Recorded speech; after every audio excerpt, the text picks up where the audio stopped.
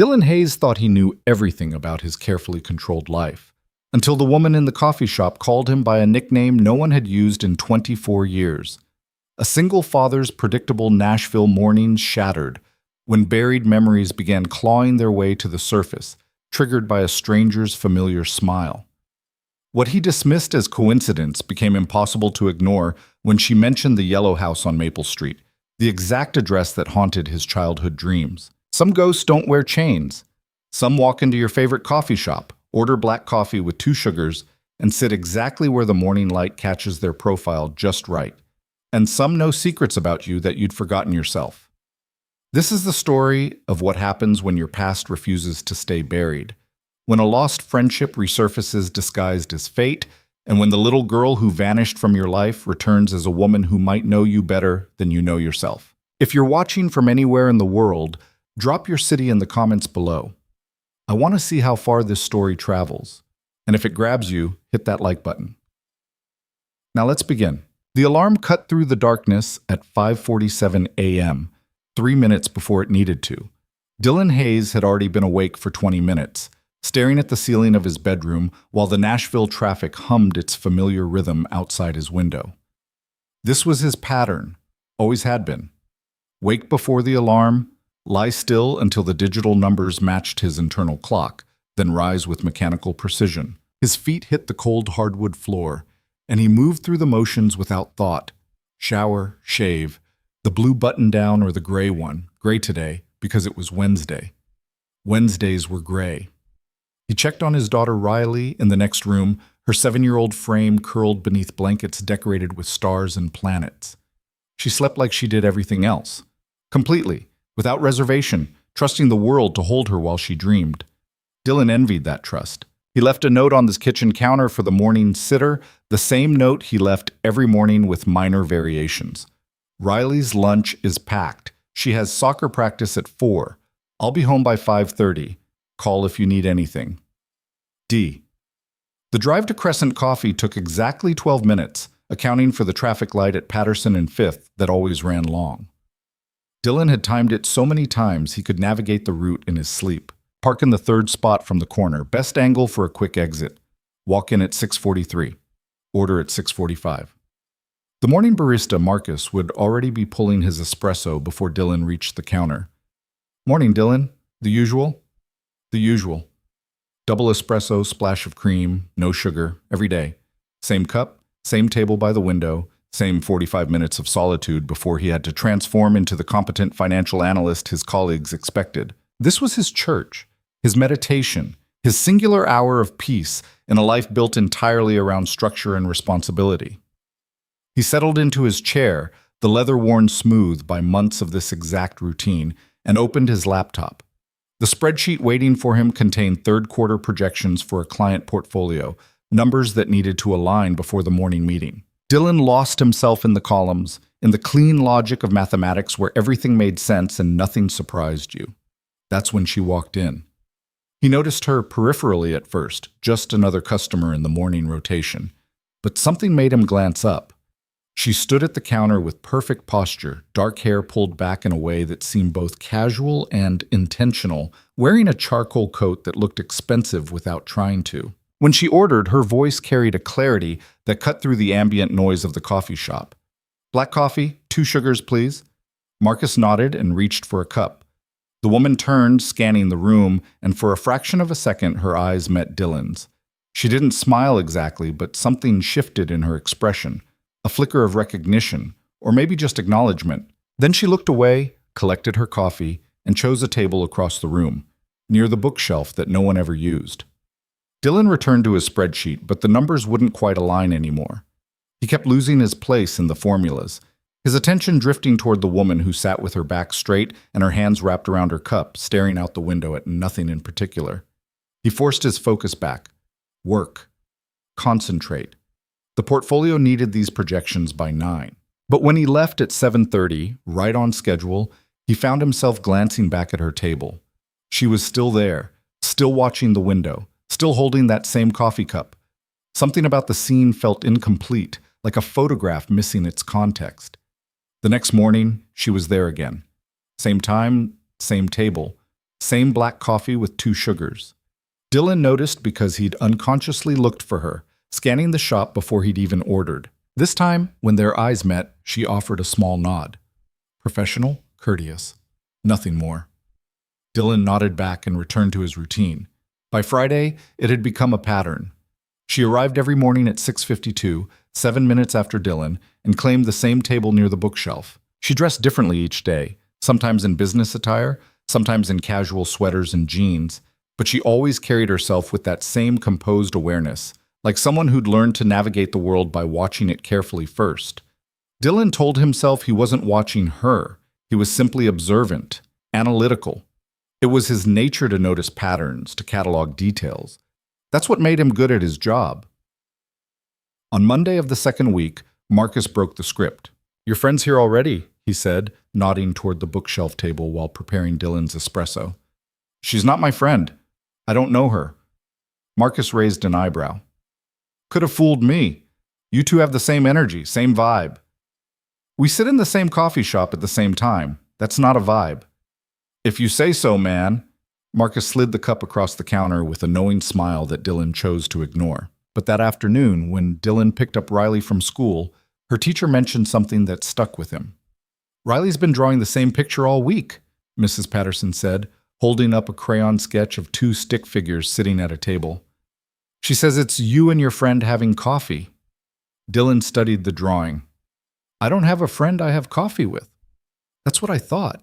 But she was very specific. She said the friend has dark hair and sits by the books. That night, after Riley was asleep, Dylan stood in his kitchen and wondered when his 7-year-old daughter had become more perceptive than he was comfortable with. He also wondered why the woman in the coffee shop had worked her way into his daughter's imagination without ever having met her. Tuesday morning arrived with unexpected rain.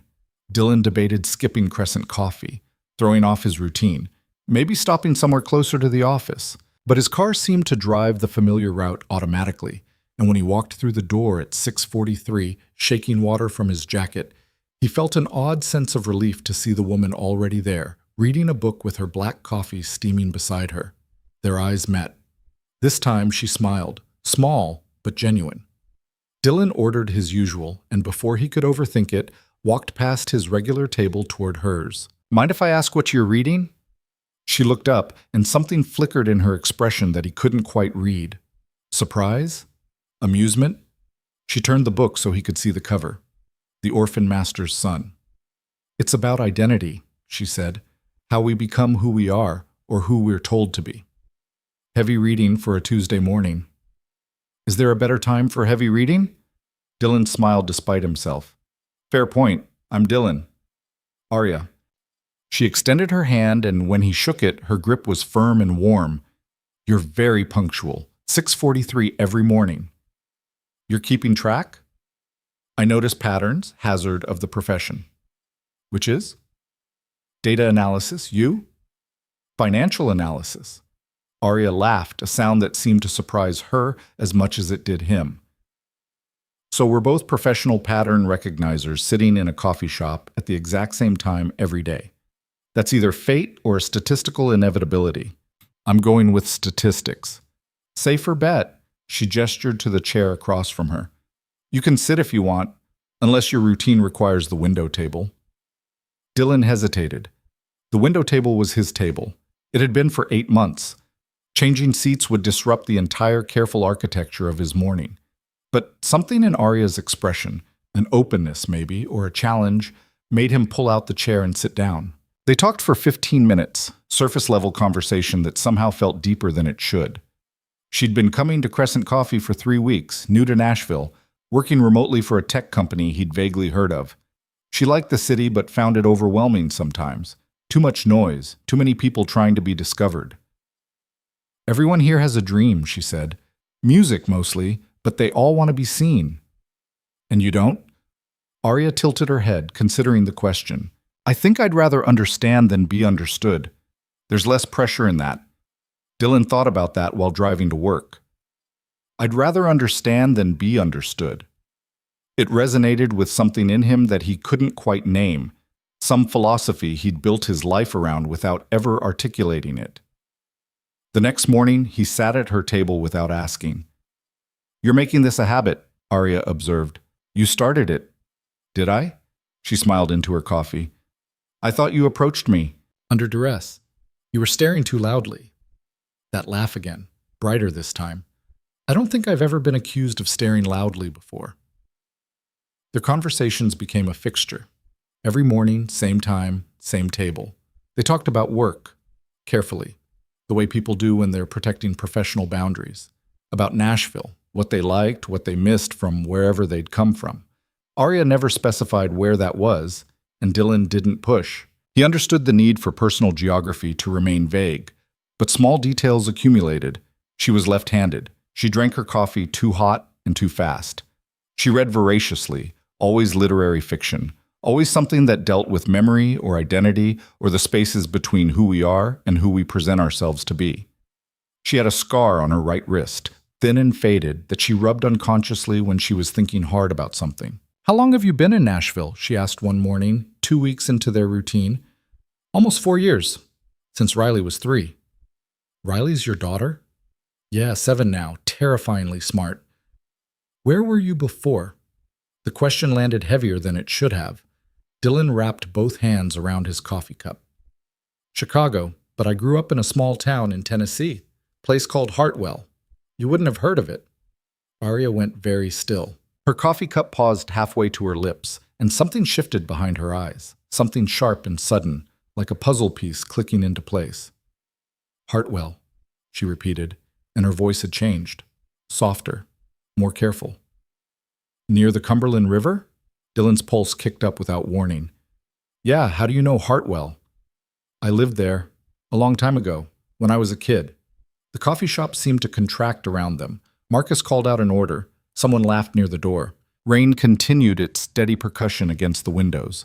But Dylan couldn't hear any of it over the sudden rushing in his ears. "What part of Hartwell?" His voice came out rougher than he intended. "East Side, near the elementary school." Arya set her cup down with deliberate precision. "On Maple Street." The world tilted. Maple Street. Dylan had grown up on Maple Street in a pale blue house with a tire swing in the front yard and a creek running behind the property line. He'd lived there until he was 8 years old, until his parents divorced and his mother moved them to Chicago.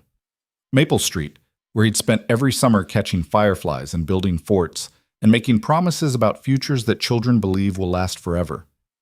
"What number?" he asked, and his hands had started to shake. Arya's eyes locked onto his. 73. The yellow house. The yellow house with the wraparound porch and the garden his mother had always envied. The house directly across the street from his.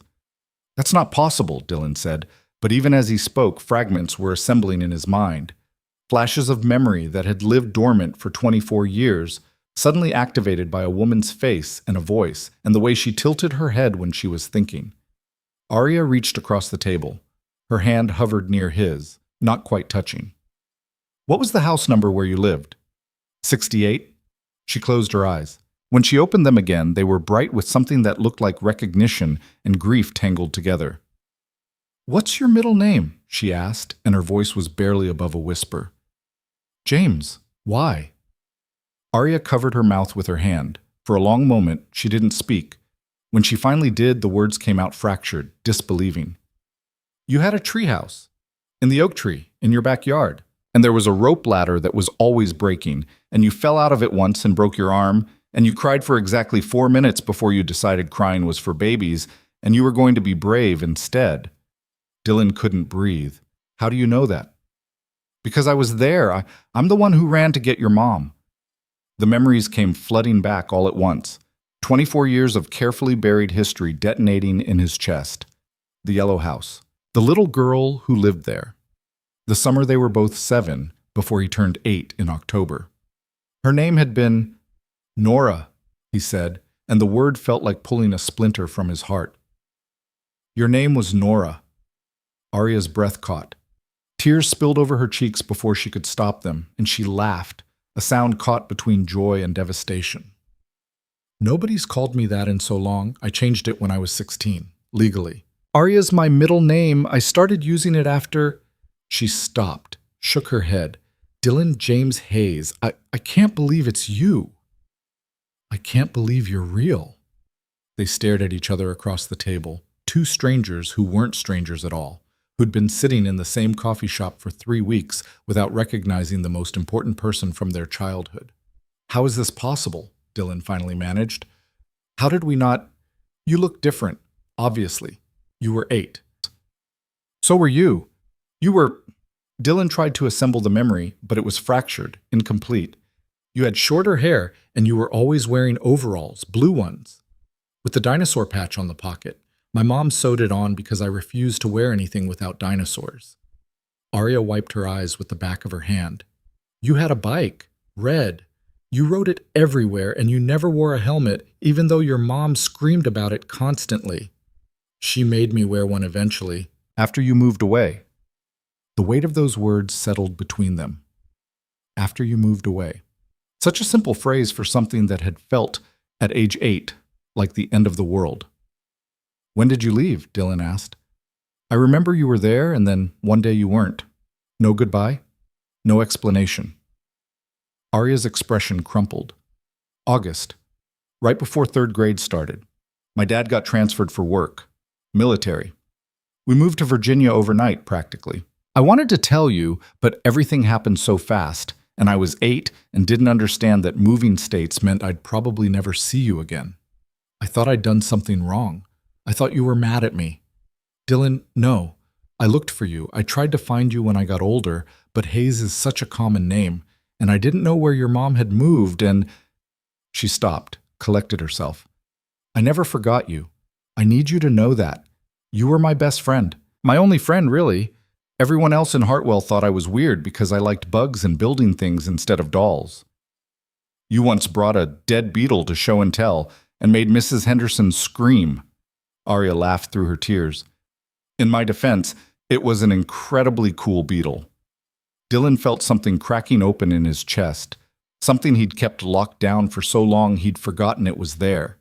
The grief of losing his best friend at 8 years old, the confusion of her sudden disappearance, the way he'd taught himself not to get too attached to people after that, because they always left eventually. We made a promise, he said quietly. Do you remember? Arya nodded. Best friends forever. We wrote it down and buried it in a box under the oak tree. I carved our initials in the bark. N+D, I saw them years later when we went back to Hartwell for my grandmother's funeral. They were still there. Are they still there now? I don't know. I haven't been back since Riley was born. Arya reached across the table again, and this time she took his hand. Her fingers were warm and solid and real. This is completely insane. Completely. What are the odds? Astronomically low, statistically impossible. And yet. They sat like that for a long time, hands linked across the table, while the coffee shop moved around them, and the rain continued its relentless percussion against the windows. Marcus glanced over several times, smiled to himself, and didn't interrupt. Finally, Dylan spoke. Why did you come back to Tennessee? Arya's expression shifted, became more guarded. I needed a change. I'd been in D.C. for 10 years, working too much, living too little. My therapist suggested a geographic reset. And you chose Nashville? I chose Tennessee. Nashville seemed like the logical place. Big enough to disappear, small enough to feel manageable. I didn't expect... She gestured between them. This. Neither did I. Do you want to talk about it? Everything that happened after I left? Dylan considered the question. His entire adult life had been built on compartmentalization, on keeping the past firmly in the past and focusing only on what was directly in front of him. Riley. Work. The manageable present. But sitting across from Nora, Arya, he felt the walls he'd built starting to crack. My parents divorced 6 months after you left, he began. My dad stayed in Hartwell. My mom moved us to Chicago. She remarried when I was 12 to a guy who was fine, but never really interested in being a father. I went to college in Illinois, studied finance because it seemed stable. Met Riley's mom during my senior year. Are you still? No. We were never married. It was a brief thing, not serious. And when she got pregnant, we tried to make it work, but... Dylan shook his head.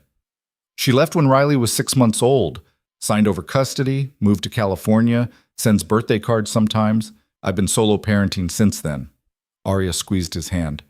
That must be incredibly hard. It's what it is. Riley's my priority. Everything else is secondary. That's good parenting. It's survival parenting. There's a difference. Arya studied him with those sharp, observant eyes that had been watching him for 3 weeks without him understanding why they felt so familiar. You've always been like this, even when we were kids, responsible, taking care of things. I was 8. You were 8 going on 40. You used to make sure I had Band-Aids before we went on adventures because you knew I'd fall and scrape my knees. You'd pack extra snacks in case I forgot lunch. You were the one who remembered to check the weather before we built that raft for the creek. The raft that immediately sank. Because I insisted on using the wrong kind of wood. You told me it wouldn't work and I didn't listen and you still helped me build it anyway. Arya's voice softened. You've always been steady, reliable. I think that's what I missed most after I left. Everything in my life after Hartwell felt unstable. We moved 7 times before I turned 18. New schools, new friends who were never really friends. But I always remembered that summer when I was 7 and I had you and everything felt safe. Dylan felt the emotion rising in his throat and forced it down. I'm not that person anymore. No, you're better. You're that person with depth and experience and a daughter who draws pictures of you having coffee with strangers. You know about the pictures? You mentioned it last week. You said Riley had drawn you at a coffee shop and you didn't know why. Now I know why. Because she saw what you couldn't, that I wasn't a stranger. The truth of that statement settled over Dylan like a blanket. Riley, who'd never met Arya, who'd only heard him mention her in passing, had somehow recognized something essential that Dylan had missed entirely. I need to tell you something, Arya said, and her voice had changed again, become more tentative. I didn't come to Crescent Coffee by accident. Dylan's stomach dropped. What do you mean? I saw you first. 3 weeks ago. I was walking past and I looked through the window and I saw you sitting there and I thought, I don't know what I thought, that you looked familiar, that there was something about your profile. I came in the next day and sat where I could watch you without being obvious. You were stalking me? No, I mean, kind of, but not in a creepy way. I just needed to figure out if you were who I thought you were. And the more I watched, the more certain I became. But I didn't know how to approach you. What was I supposed to say? Excuse me, did you grow up on Maple Street and have a treehouse that smelled like pine sap and wet leaves? That would have been a decent opening line. I was terrified you wouldn't remember me. Or worse, that you would remember and you'd be angry that I left without saying goodbye. Dylan thought about that. Was he angry? He'd been angry for years, the kind of low-grade childhood anger that calcifies into adult distance. But sitting here now, looking at the woman Nora had become, he couldn't find that anger anymore. It had burned out somewhere between the first coffee and the recognition. I'm not angry, he said. I'm overwhelmed. And I have about 1,000 questions. I have at least 2,000. We're going to need more coffee. Arya smiled, that same bright expression that had pulled him across the coffee shop weeks ago without him understanding why. Same time tomorrow? Same time tomorrow. But when Dylan stood to leave, when he gathered his laptop and his cup and prepared to return to the structured predictability of his workday, he found he couldn't move. There was something else, something pressing against his ribcage that needed to be said. Nora, Arya, I need you to know something. She looked up at him, waiting. After you left, I stopped making friends. Real friends. I had people I knew, people I hung out with, but I never let anyone close again. Not like we were. I told myself it was easier that way, safer, and I've lived like that for 24 years, keeping everyone at a manageable distance. Dylan, let me finish. What I'm trying to say is, I don't know how to do this. I don't know how to let someone back in, but I want to try. With you, if that's something you want. Arya stood, closing the distance between them. She was taller than he'd expected, only a few inches shorter than him, and when she looked at him, her eyes were bright with unshed tears. I want that, she said, more than anything. Okay then.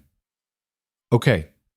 Dylan left Crescent Coffee, that morning, feeling like he'd stepped through a portal into some alternate version of his life. The rain had stopped, leaving the streets gleaming and clean, and for the first time in 4 years, he arrived at work 7 minutes late. His colleague Jennifer noticed immediately. "You okay? You're never late." "I'm fine, just lost track of time." "Must have been some good coffee." "The best I've ever had." That night, after putting Riley to bed, Dylan stood in his home office and pulled out a box he kept in the back of his closet. It was labeled Hartwell in his mother's handwriting, filled with photographs and report cards and detritus from a childhood he'd deliberately left behind. He found the picture near the bottom. It was small, wallet-sized, taken at some school event he couldn't quite remember. 2 8-year-olds grinning at the camera, arms slung around each other's shoulders. Dylan, gap-toothed and sunburned. And Nora, with her short hair and her dinosaur overalls and her smile that looked like it could power a small city. He'd forgotten about this picture, forgotten he'd kept it. Now, holding it under the desk lamp, he could see it clearly.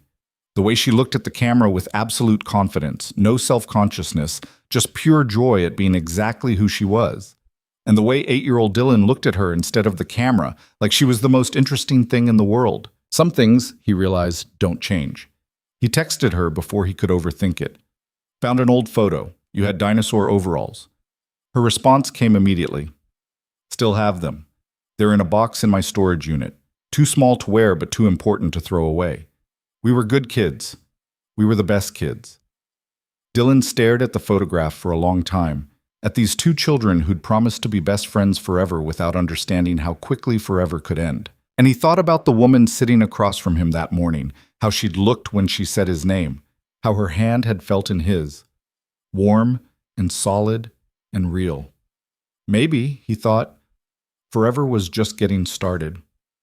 He set the photograph on his desk where he could see it and typed one more message. "Same time tomorrow?" The response was immediate. "I'll save your seat."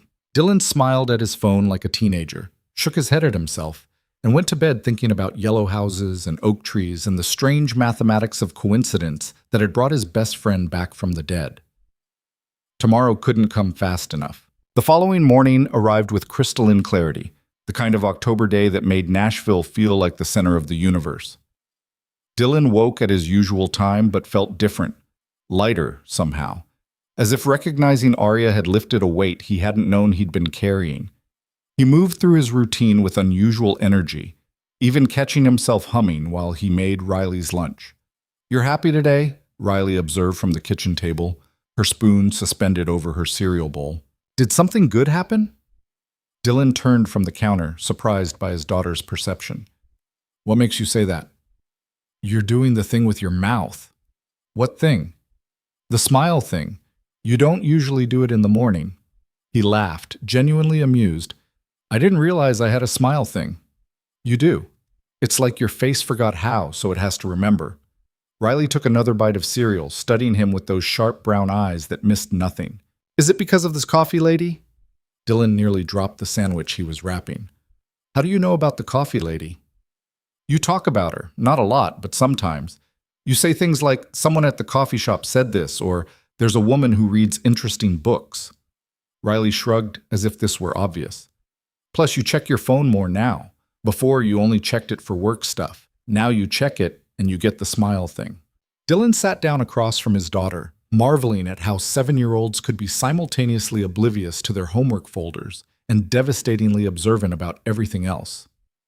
"The coffee lady's name is Arya," he said carefully, "and she's someone I used to know a long time ago. We were friends when we were kids, and we just figured that out yesterday." Riley's eyes went wide. "Like in a movie? Where people find each other again?" "Kind of like that, yeah." "That's so cool. Is she nice?" "Very nice." "Does she like soccer?" "I don't know yet. Why?" Riley stabbed at her cereal thoughtfully. "Because I like soccer, and if you're going to have a friend, she should probably like the same things we like. Otherwise it gets complicated." Dylan felt his heart expand in his chest. "You know what? That's really smart thinking." "I know," Riley said without arrogance, just stating fact. "So are you going to see her today?" "Yeah, at the coffee shop, same as usual." "But good. You should probably tell her about me. So she knows you have a kid. Some people don't like kids." Arya already knows about you. I told her you're terrifyingly smart. Riley grinned, showing the gap where her front tooth used to be. Did you tell her I can do a backflip? Not yet. I'll save that for when I really need to impress her. The drive to Crescent Coffee felt different too. Dylan noticed things he usually ignored. The way the morning light hit the buildings downtown, the smell of rain still lingering from yesterday's storm, the particular rhythm of the city waking up. When he parked in his usual spot, he realized he was 10 minutes early. He'd unconsciously driven faster, eager in a way that felt foreign and familiar at once. Arya was already inside, sitting at their table with 2 coffee cups waiting. She looked up when he entered, and her smile was immediate and unguarded. "You're early," she said as he approached. "So are you." "I couldn't sleep, kept thinking about yesterday about how completely impossible this whole thing is." She gestured to the second cup. "I ordered for you, double espresso, splash of cream. I figured some things probably haven't changed." Dylan picked up the cup, touched by the small gesture of memory. "Some things haven't. Thank you." They sat in comfortable silence for a moment, both seeming to acknowledge that yesterday had cracked something open between them that couldn't be easily closed. Finally, Arya spoke. "I need to ask you something, and I need you to be honest." Dylan felt his stomach tighten. "Okay. Are you freaked out about all this? Because I woke up at 3 in the morning convinced I'd somehow imagined the whole thing, or that you'd come in today and pretend we'd never had that conversation." "I'm not freaked out. Or I am, but not in a bad way. More like," Dylan searched for the right words, "like I opened a door I didn't know was there, and on the other side is this entire room full of things I thought I'd lost." Arya's shoulders relaxed visibly. "That's exactly it. I've been carrying around memories of you for 24 years, but they were like photographs, static, unchanging. And now you're here, real and different, and the same person all at once. And I don't know how to reconcile those versions." "We don't have to reconcile them. We just have to get to know who we are now." "That sounds reasonable?" "Terrifying, but reasonable." "Why terrifying?" Arya wrapped her hands around her coffee cup, a gesture Dylan was beginning to recognize as her way of grounding herself. "Because what if we don't fit anymore? We were best friends when we were 8, but we're completely different people now. I've spent half my life becoming someone you've never met. What if that person isn't compatible with who you've become?" Dylan considered this, understanding the fear beneath the question. "Then we'll find out. But I think we owe it to those 8-year-olds to at least try. They made promises they couldn't keep. Maybe we can keep them now." Best friends forever?" "Something like that." Arya studied him for a long moment, then nodded. "Okay, so where do we start? Do we catch up on 24 years of history, or do we just move forward and let the past fill in naturally?" "I vote for both. Tell me something I don't know about you, something important." She thought about it, her fingers drumming against her coffee cup in a rhythm that triggered another memory. She used to do the exact same thing when she was thinking hard about something as a kid, usually right before she proposed some elaborate plan that would inevitably get them both in trouble. "I'm afraid of commitment," she said finally. "Not in the romantic comedy way where I run from relationships. More like I have a hard time believing anything good will last. Because of all the moving when I was a kid, I think. Every time I settled somewhere, every time I made friends or found a routine I liked, we'd move again. So I learned not to invest too much, keep things surface level. Don't expect permanence." "Is that why you changed your name?" "Partly. Nora felt like someone I used to be, someone who belonged to a place and a time that didn't exist anymore. Arya felt like a fresh start, someone who could adapt to anything because she wasn't tied to anything." Dylan absorbed this, seeing the child he'd known reflected in the woman sitting across from him. "You know what I remember most about you? When we were kids?" "What?" "How brave you were. You'd try anything, climb any tree, explore any abandoned building, catch any bug, no matter how scary it looked. You were fearless." "I wasn't fearless. I was terrified of everything. I just didn't want you to know." "Why not?" "Because you were steady, reliable. You made me feel safe. And I thought if you knew I was scared, you'd think I was weak." Arya laughed softly. "Which is ridiculous, because you were 8. You probably wouldn't have cared." "I would have cared. I would have told you it was okay to be scared." Dylan paused, then added, I'm still telling you that, by the way. 24 years late, but still. Thank you. Arya's voice was quiet, genuine. Your turn. Tell me something important. Dylan took a breath, weighing what to share. I don't trust easily. You figured that out already. But it's more than just being careful with people. I have this thing where I assume everyone's going to leave eventually, so I leave first. Emotionally, I mean. I keep people at this distance where they can't hurt me when they go. Even Riley? Riley's different. She's my daughter. I don't have a choice but to be all in. But everyone else? Friends, relationships, even my own family sometimes? I keep them at arm's length. That sounds lonely. It is. But it's also safer. He met her eyes. Or it was. Until yesterday, when I realized I'd been sitting across from my childhood best friend for 3 weeks without recognizing her, and that maybe being safe isn't the same as being happy. Arya reached across the table and took his hand, the gesture becoming natural between them. We really messed each other up, didn't we? 2 8-year-olds who didn't know how to say goodbye properly. We were kids. We did our best. Our best sucked. Dylan laughed, surprised by her bluntness. Yeah, it really did. They sat like that for a while, hands linked, processing the strange archaeology of their shared history. Around them, Crescent Coffee filled with its usual morning crowd. Marcus waved from behind the counter but didn't interrupt. A group of students claimed the corner booth, spreading textbooks and laptops across the table. Someone's phone rang, playing a country song that was inescapable in Nashville. Can I ask you something? Dylan said eventually. About after you left Hartwell? Anything. Were you happy? Growing up, I mean, moving around all the time. Arya's expression shifted, became more complex. Sometimes. My parents tried their best and they loved me. But I was always the new kid, always trying to figure out the social dynamics of whatever school or neighborhood we'd landed in. I got good at reading people, at adapting to different groups, but I never really felt like I belonged anywhere. Do you feel like you belong now? In Nashville? I'm starting to. For the first time in years, I'm in a place by choice, not because someone else decided for me. I can stay as long as I want, build a life that's actually mine. But that must feel incredible.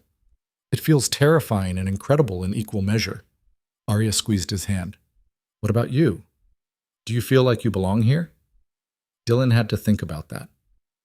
I feel like Nashville is where I ended up, not where I chose to be. I came here because of a job opportunity, and I stayed because it was stable and good for Riley. But I'm not sure I've ever felt like this is home. More like a place I'm living until something better comes along. Do you miss Hartwell? I miss the idea of it. The memory of those summers when everything was simple and the biggest problem in my life was whether the creek was deep enough to swim in. We should go back, Arya said suddenly, sitting up straighter. Not to live, just to visit. See the old neighborhood. See if the treehouse is still standing. Dylan felt his pulse quicken at the suggestion. I don't know if that's a good idea. Why not? Because what if it's changed? What if the houses are different or torn down, and all those memories we have get replaced by reality? Then we'll deal with reality. Together. Like we should have done 24 years ago. There was a challenge in her voice, gentle but firm, and Dylan recognized it as the same tone she'd used when they were kids, and she was trying to convince him to do something slightly reckless. Jump off the high rock into the creek. Explore the supposedly haunted house on Miller Road. Build a raft that any reasonable person could see wouldn't float. Let me think about it, he said. Take your time. I'm not going anywhere. The simple statement landed with unexpected weight. I'm not going anywhere.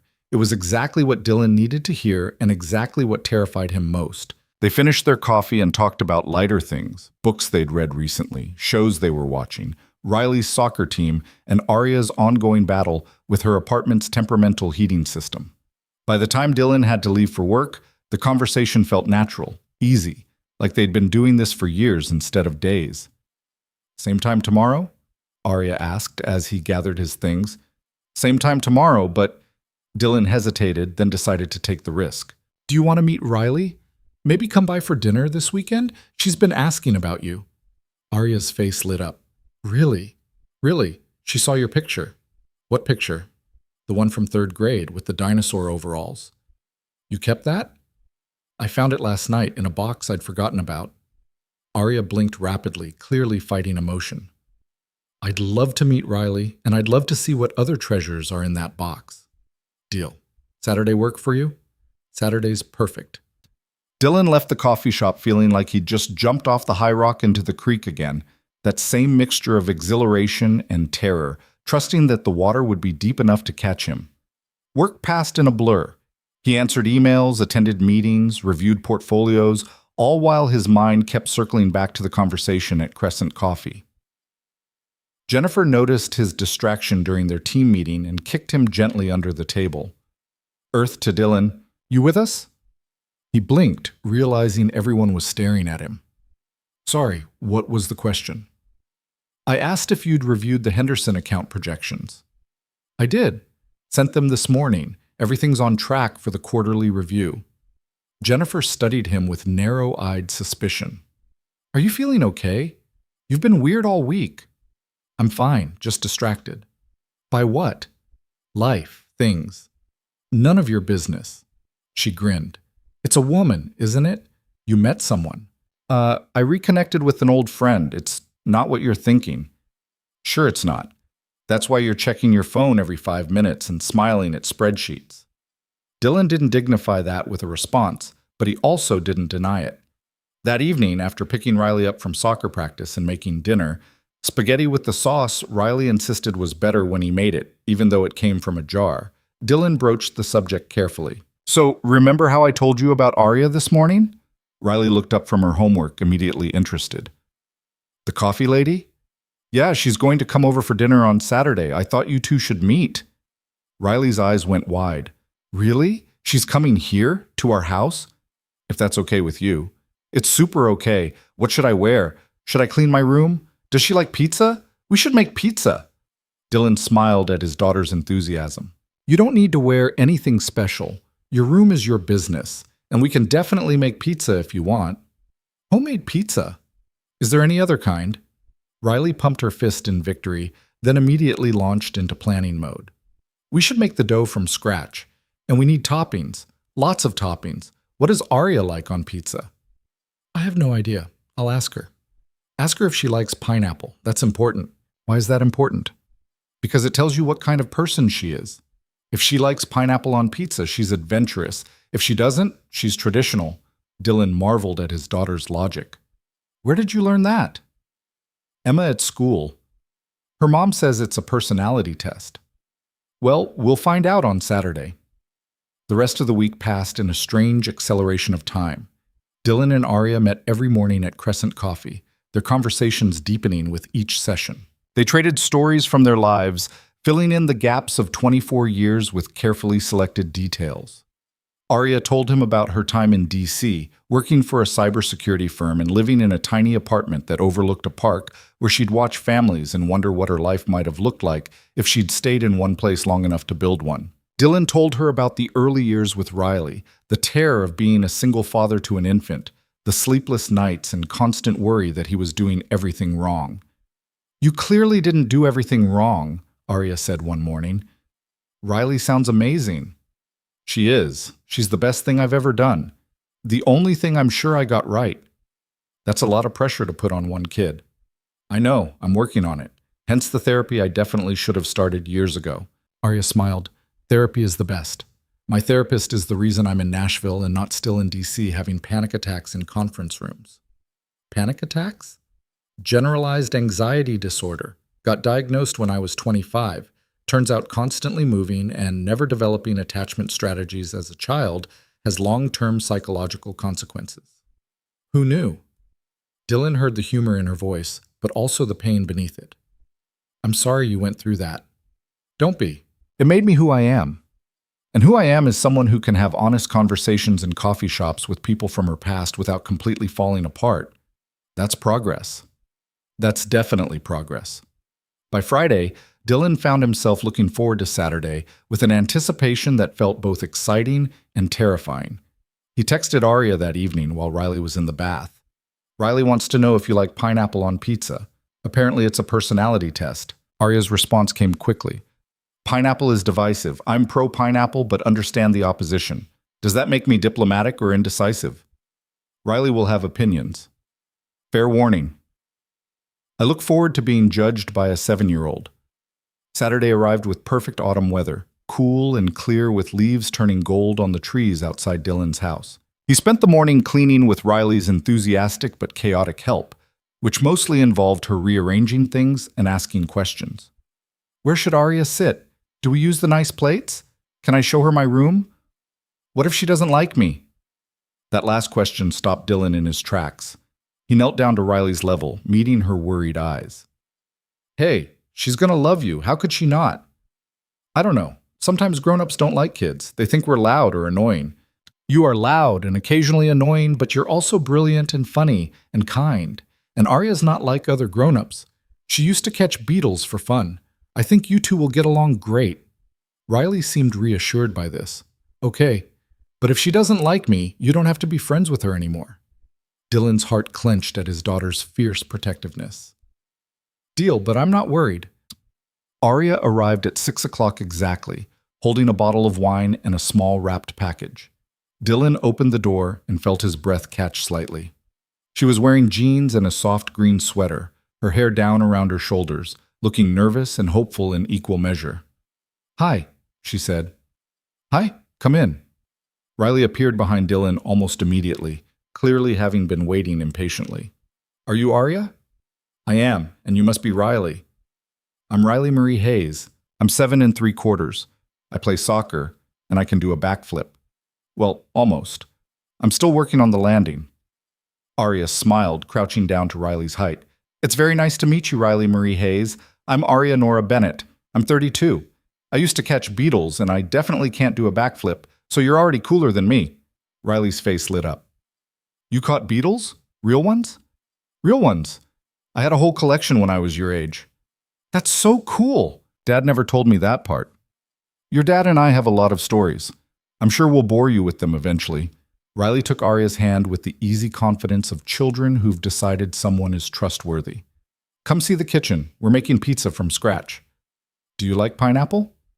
Arya glanced at Dylan over Riley's head, her expression amused. I do like pineapple. Is that okay? It's perfect. You passed the test. The evening unfolded with surprising ease. They made pizza together, Riley narrating the entire process and asking Arya approximately 1,000 questions about beetles, Hartwell, what it was like growing up with Dylan as a best friend, and whether she'd ever seen a shooting star. Arya answered everything with patience and genuine interest, and Dylan found himself falling back into old patterns. Watching Arya and Riley interact, seeing the way Arya listened completely when Riley spoke, how she took Riley's questions seriously instead of dismissing them as childish. While the pizza baked, Riley dragged Arya to the living room to show her the drawing she'd made weeks ago, the one of Dylan having coffee with a stranger. See? I drew you before I even knew who you were. That's weird, right? Arya studied the picture carefully. That's not weird. That's intuition. You sensed something your dad couldn't see yet. What's intuition? It's like your brain knowing something before your brain knows it knows it. Riley considered this. So my brain is smarter than my brain? Exactly. Dylan watched from the kitchen doorway, struck by how natural this felt.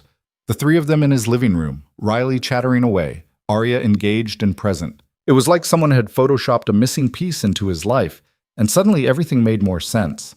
Over dinner, Riley asked the question Dylan had been dreading. So if you and Dad were best friends when you were kids, does that mean you're going to get married now? Dylan choked on his pizza. Arya, to her credit, didn't even blink. That's not really how it works, she said calmly. Just because people were friends as kids doesn't mean they have to be married as adults. But in movies they do. Movies aren't real life. In real life, people can be friends without it being romantic. Your dad and I are still figuring out how to be friends again after a really long time apart. Riley absorbed this, then nodded. Okay, but if you do decide to get married, can I be in the wedding? Emma's sister was a flower girl and she got to wear a really fancy dress.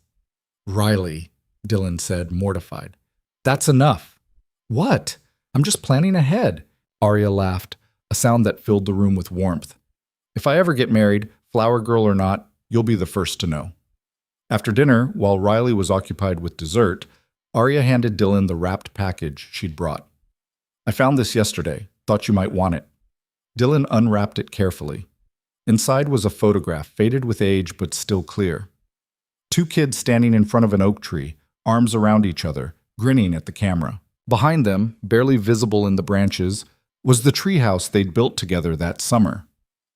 "Where did you find this?" "My mom kept a box of photos from every place we lived. I went through it looking for Hartwell pictures. Found about a dozen, but this one felt important." Dylan stared at the photograph, at these children who had no idea how much they'd mean to each other decades later. "Can I keep it?" "It's yours. I made a copy for myself." That night, after Arya left and Riley was in bed, Dylan sat in his living room with the photograph in his hands. His phone buzzed with a text from Arya. "Riley's wonderful. You're doing an amazing job with her. She loved you. I could tell. The feeling's mutual. Same time Monday? Always." Dylan set his phone down and looked at the photograph again, thinking about treehouse and promises and the strange, impossible mathematics of two people finding each other again after 24 years. He thought about Arya's suggestion to return to Hartwell, to see the old neighborhood, to confront the memories they'd both been carrying. Maybe it was time to stop being safe. Maybe it was time to be brave, the way they'd been as kids before the world taught them to be careful. He picked up his phone and typed, "I've been thinking about Hartwell. Let's go. Next weekend if you're free." The response came almost immediately. "I'm free. Let's do it." Dylan smiled at his phone, feeling the same flutter of excitement he'd felt at 8 years old when Nora suggested they build a raft or explore the woods or make a blood oath to be best friends forever. Some things, he was learning, really didn't change. The week leading up to their trip felt charged with anticipation Dylan couldn't quite name. He found himself distracted at work, making small mistakes he normally wouldn't, transposing numbers in spreadsheets, missing the end of sentences in emails. Jennifer cornered him on Thursday during lunch break, arms crossed and eyebrows raised. "Okay, spill. What's going on with you?" Dylan looked up from his salad, feigning innocence. "Nothing's going on. You've been useless all week. You missed the client call on Tuesday, you sent the Henderson report to the wrong person, and yesterday I watched you stare at your computer screen for 20 minutes without typing a single word." She sat down across from him. "So either you're having some kind of breakdown or something major is happening in your personal life. Which is it? Can it be both?" "Dylan," he sighed, setting down his fork. "I'm going back to Hartwell this weekend, the town where I grew up." Jennifer's expression shifted from annoyance to genuine interest. "Why? Family thing?" "Not exactly. Remember the friend I mentioned, Arya? The mysterious coffee shop woman you refused to tell me anything about?" "That's the one. Turns out she's my childhood best friend. We lived across the street from each other until we were 8, and then she moved away and I never saw her again. Until a few weeks ago when we randomly ended up at the same coffee shop." Jennifer stared at him. "That's insane. I know. Like, movie-level insane. I know. And you're going back to your hometown together?" "To see the old neighborhood. The houses we lived in. There was this tree house." Dylan stopped, realizing how it sounded. "It's complicated." "It sounds romantic." "It's not romantic. We're friends. We're figuring out how to be friends again after 24 years. Jennifer gave him a look that suggested she didn't believe a word of that. "Uh-huh. And you're having a minor breakdown at work because you're just so excited about platonic friendship?" "I'm having a minor breakdown because I'm terrified this trip is going to ruin everything. What if we get there and all the magic is gone? What if seeing the actual place destroys the memories we've both been holding on to?" "Or," Jennifer said gently, "what if it's exactly what you need? Sometimes you have to face the past to move forward."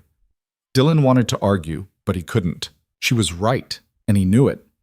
That's what terrified him most. Friday evening, Dylan sat Riley down for a serious conversation. She was sprawled on the living room floor, coloring something elaborate involving dragons and castles, her tongue sticking out in concentration. "Hey kiddo, can we talk for a minute?" Riley looked up, immediately reading his tone. "Am I in trouble?" "No, nothing like that. I just need to tell you something. I'm going to be gone tomorrow, just for the day. Mrs. Chen from next door is going to hang out with you." Riley's crayon stopped moving. "Where are you going?" "To a town called Hartwell. It's where I grew up before we moved to Chicago. Arya and I are going to visit the old neighborhood. Can I come? Dylan had anticipated this question and still didn't have a good answer. Not this time, sweetheart. This is something I need to do with Arya. But I promise I'll take you someday soon, okay? We'll make a whole trip out of it. Riley studied him with those two perceptive eyes. Are you scared? The question caught him off guard. What makes you think I'm scared? You get quiet when you're scared, and you do this thing where you rub your hands together like you're trying to start a fire. Dylan looked down and realized his hands were doing exactly that. He stopped, impressed and slightly unnerved by his daughter's observation skills. Yeah, I'm a little scared. Why? Because sometimes when you go back to places from when you were little, they're different than you remember, and that can be sad. Riley considered this, then went back to her coloring. But you'll have Arya with you, so even if it's different, you won't be sad alone. Dylan felt his throat tighten with emotion. When did you get so smart? I've always been smart. You're just noticing more now. He laughed and pulled her into a hug, marveling at how his 7-year-old daughter seemed to understand things he was still struggling to process. Saturday morning arrived cool and overcast, the sky threatening rain but not quite committing. Dylan picked up Arya at her apartment at 8 o'clock sharp, finding her waiting on the curb with 2 travel mugs of coffee and a nervous smile. Morning, she said, climbing into his car. I made coffee. Figured we'd need it. You're a lifesaver. Dylan accepted the mug gratefully, noticing that her hands were shaking slightly. You okay? Terrified. You? Same. Riley said something last night that's been helping, though. What'd she say? That even if it's different than we remember, at least we won't be sad alone. Arya's eyes went bright. That kid is wise beyond her years. Tell me about it. Sometimes I think she's the parent and I'm the one figuring things out. They pulled onto the highway, Nashville falling away behind them as they headed east toward the smaller towns and rural landscapes of Middle Tennessee. The drive would take about 90 minutes, and for the first 20 they rode in comfortable silence, both lost in their own thoughts. Finally, Arya spoke. Do you remember the last day? Before I moved? Dylan had been thinking about that exact question. Honestly? No. I remember you being there, and then you weren't, but I don't have a specific memory of a goodbye. That's because there wasn't one. My parents told me we were moving on a Wednesday night. By Friday, we were gone. I didn't get to say goodbye to anyone. I remember crying in the car, begging my dad to let me go back, just for an hour, just to see you one more time. Did he? No, he said it would be easier this way. Clean break, fresh start. All those cliches adults use when they're making decisions for kids without considering what the kids actually need. Dylan gripped the steering wheel tighter. I looked for you for weeks after you left. I'd go to your house and just stand there, waiting for you to come out. My mom finally had to explain that you weren't coming back, and even then I didn't really believe it. I kept thinking maybe it was a mistake. Maybe you'd show up at school on Monday. I wrote you letters. Did you know that? He glanced at her in surprise. What? For about a year after we moved, I'd write these long letters telling you about Virginia, about my new school, about how much I missed Hartwell. But I didn't have your address. I didn't even know if you were still in the same house. So I'd write them and keep them in a shoebox under my bed. Do you still have them? No. When we moved the next time, my mom made me throw out a bunch of stuff. The letters were part of it. I cried for days. Arya smiled sadly. I was 9 and convinced I'd just destroyed the most important thing I'd ever written. Maybe you did. Maybe. Or maybe this is better. Maybe we get to write new letters now, real ones that actually reach each other. They drove through small towns with names Dylan half remembered, past farms and forests, and the occasional gas station advertising diesel and fried chicken. The landscape felt familiar in a way that made his chest ache. The particular rolling hills of Tennessee, the way the trees crowded close to the road, the red clay visible where erosion had cut into the shoulders. I think I'm more nervous about this than I realized, Dylan admitted. Me too. What if the houses aren't there anymore? What if they tore down the whole neighborhood and built a strip mall? Then we'll deal with it, together, like Riley said.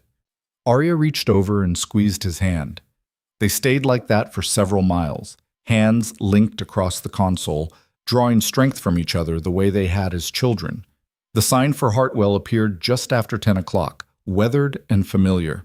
Population 3,847, though Dylan suspected that number hadn't been updated in years. They drove through the small downtown, past the library that looked exactly the same, past the diner where Dylan's parents used to take him for pancakes, past the elementary school that had definitely been renovated but was still recognizable. "Turn left here," Arya said quietly, and Dylan realized they were both navigating from memory now, following a map written in their bones. Maple Street appeared like something from a dream. The houses were smaller than Dylan remembered, the way childhood places always are, but they were still standing, still painted in cheerful colors, still lined with oak trees that had grown taller and thicker but were unmistakably the same ones he'd climbed. He pulled over across from number 68 and turned off the engine. For a long moment, neither of them moved. "That's your house," Arya whispered, and Dylan followed her gaze to the pale blue house with white trim, the tire swing gone now, but the tree still there, strong and solid. "And that's yours," he said, looking across the street at the yellow house with its wraparound porch. "Someone painted it. It used to be a brighter yellow. Someone added a deck to mine and cut down the hedges my mom planted." They sat in the car, staring at these houses that had held their entire world once upon a time. Dylan felt tears pressing behind his eyes and didn't try to stop them. "You ready?" Arya asked. "No, but let's go anyway." They got out of the car and stood on the sidewalk, and Dylan felt 8 years old again. The street looked narrower. The distance between the houses seemed shorter, but the feeling was the same, that sense of possibility, of summer stretching endlessly ahead, of friendship so certain it needed no explanation. "The treehouse," Arya said suddenly. "Can we see if it's still there?" "We'd have to go through someone's yard." "So? We used to do it all the time," Dylan laughed despite his nerves. "We were 8, now it's trespassing." "Only if they catch us." Arya was already walking toward the side yard of his old house, moving with the confidence of someone who belonged there. Dylan hurried to catch up. They moved through the familiar path between houses, past gardens that had changed but yards that retained their essential shape. And then they were there, behind Dylan's old house, standing in front of the massive oak tree that had been their kingdom. The treehouse was still there, weathered, definitely unsafe, missing several boards and listing slightly to one side, but standing, surviving. "Oh my God," Arya breathed. "It's still here." Dylan approached the tree, running his hand over the bark. And there they were, the initials Arya had carved so carefully with his dad's pocket knife. N+D, inside a lopsided heart. The bark had grown around them, making them deeper, more permanent. "We made a promise here," Arya said, coming to stand beside him. "Do you remember what we said? Best friends forever, no matter what." We failed at that. We were kids. We couldn't control what happened. But we can control what happens now. Arya turned to face him fully. "Dylan, I know this is complicated. I know we're basically strangers who used to know each other, but I don't want to lose you again. I can't. These past few weeks, having you back in my life, it's like I can finally breathe properly for the first time in years." Dylan felt his carefully constructed walls crumbling. "I feel the same way. But I'm terrified of what that means." "Why?" "Because everyone leaves. Everyone always leaves. My dad left. Riley's mom left. You left. I was 8. I didn't have a choice." "I know that. Logically, I know that. But that 8-year-old part of me that watched you disappear? He learned not to trust that people will stay. And I've been living with that lesson for 24 years. Arya's eyes filled with tears. "I'm not leaving. I'm choosing to be here, in Nashville, in your life. I'm choosing it actively, every single day." "You say that now. I say it now, and I'll say it tomorrow, and next month, and next year. Dylan, I have spent my entire adult life running from attachment because I was afraid of losing things. But losing you the first time? That was the worst loss of all. And now that I have you back, I'm not going anywhere. You're stuck with me." "Arya, no, let me finish. I know you're scared. I'm scared too. But we can be scared together. We can build something real this time. Something that doesn't depend on our parents' decisions or job transfers or anything outside our control. We're adults now. We get to choose our own family. And I choose you. Dylan couldn't hold back anymore. The tears came, hot and fast. 24 years of grief and loss and carefully managed emotion pouring out of him all at once. Arya pulled him into a hug, and he buried his face in her shoulder and sobbed like the 8-year-old boy who'd never gotten to say goodbye properly.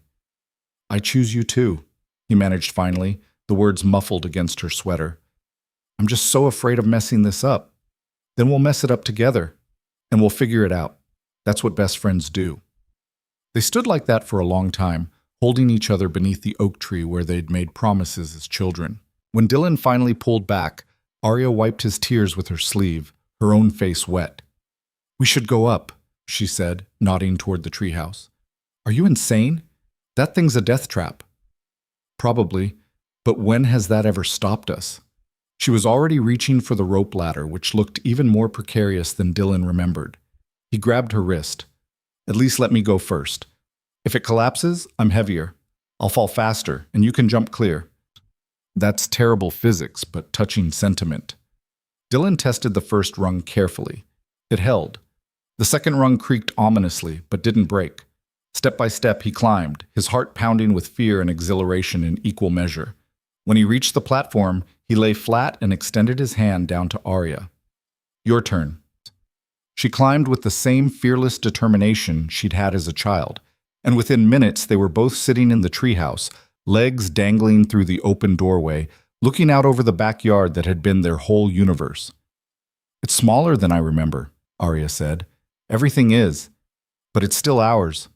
She leaned her head on his shoulder, and they sat in comfortable silence, watching the clouds move across the sky. Somewhere nearby, a dog barked. A lawnmower started up. Normal neighborhood sounds that felt extraordinary in their ordinariness. "Tell me something," Dylan said eventually. "Something you've never told anyone else." Arya thought for a moment. "I used to pretend you were my brother after we moved. When kids at new schools asked if I had siblings, I'd say yes. I'd tell them about my brother Dylan, who lived in Tennessee and was the bravest person I knew. It made me feel less alone." Dylan's chest tightened. "I did something similar. But I told people you were my cousin who lived far away. Someone asked me once why I never saw you, and I said your family traveled a lot. I invented this whole elaborate story about how you were seeing the world. We were both trying to keep each other alive. In the only way we knew how." Arya lifted her head and looked at him directly. "I need to ask you something, and I need you to answer honestly." "Okay. Are you happy? In your life right now before I showed up? Were you happy?" Dylan wanted to lie, to say, of course he was happy. He had Riley and a good job and a stable life. But Arya deserved the truth. "I was content. I was functioning. But happy? No. I think I forgot how to be happy somewhere along the way. I got so focused on being responsible and stable and making sure Riley had everything she needed that I forgot I was allowed to want things for myself." "Like what?" "Like friendship, connection. Someone who knows me, really knows me, not just the version I present at work or at Riley's school or in the careful interactions I have with other parents. Someone who remembers who I was before I learned to be so careful." "I remember," Arya said softly. "I remember a boy who wasn't afraid to climb trees or explore abandoned houses or build rafts that definitely wouldn't float.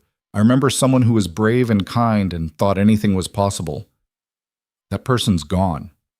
"No, he's not. He's sitting right here, in a treehouse that should have collapsed years ago, having climbed up despite knowing it was dangerous. That's brave.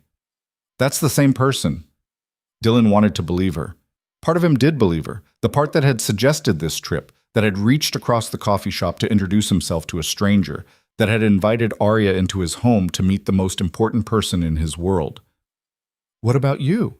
he asked. "Are you happy?" Arya smiled.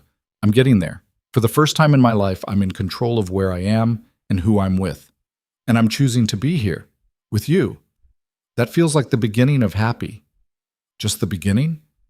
"Well, we have a lot of catching up to do. 24 years worth. That's a lot of happiness to account for."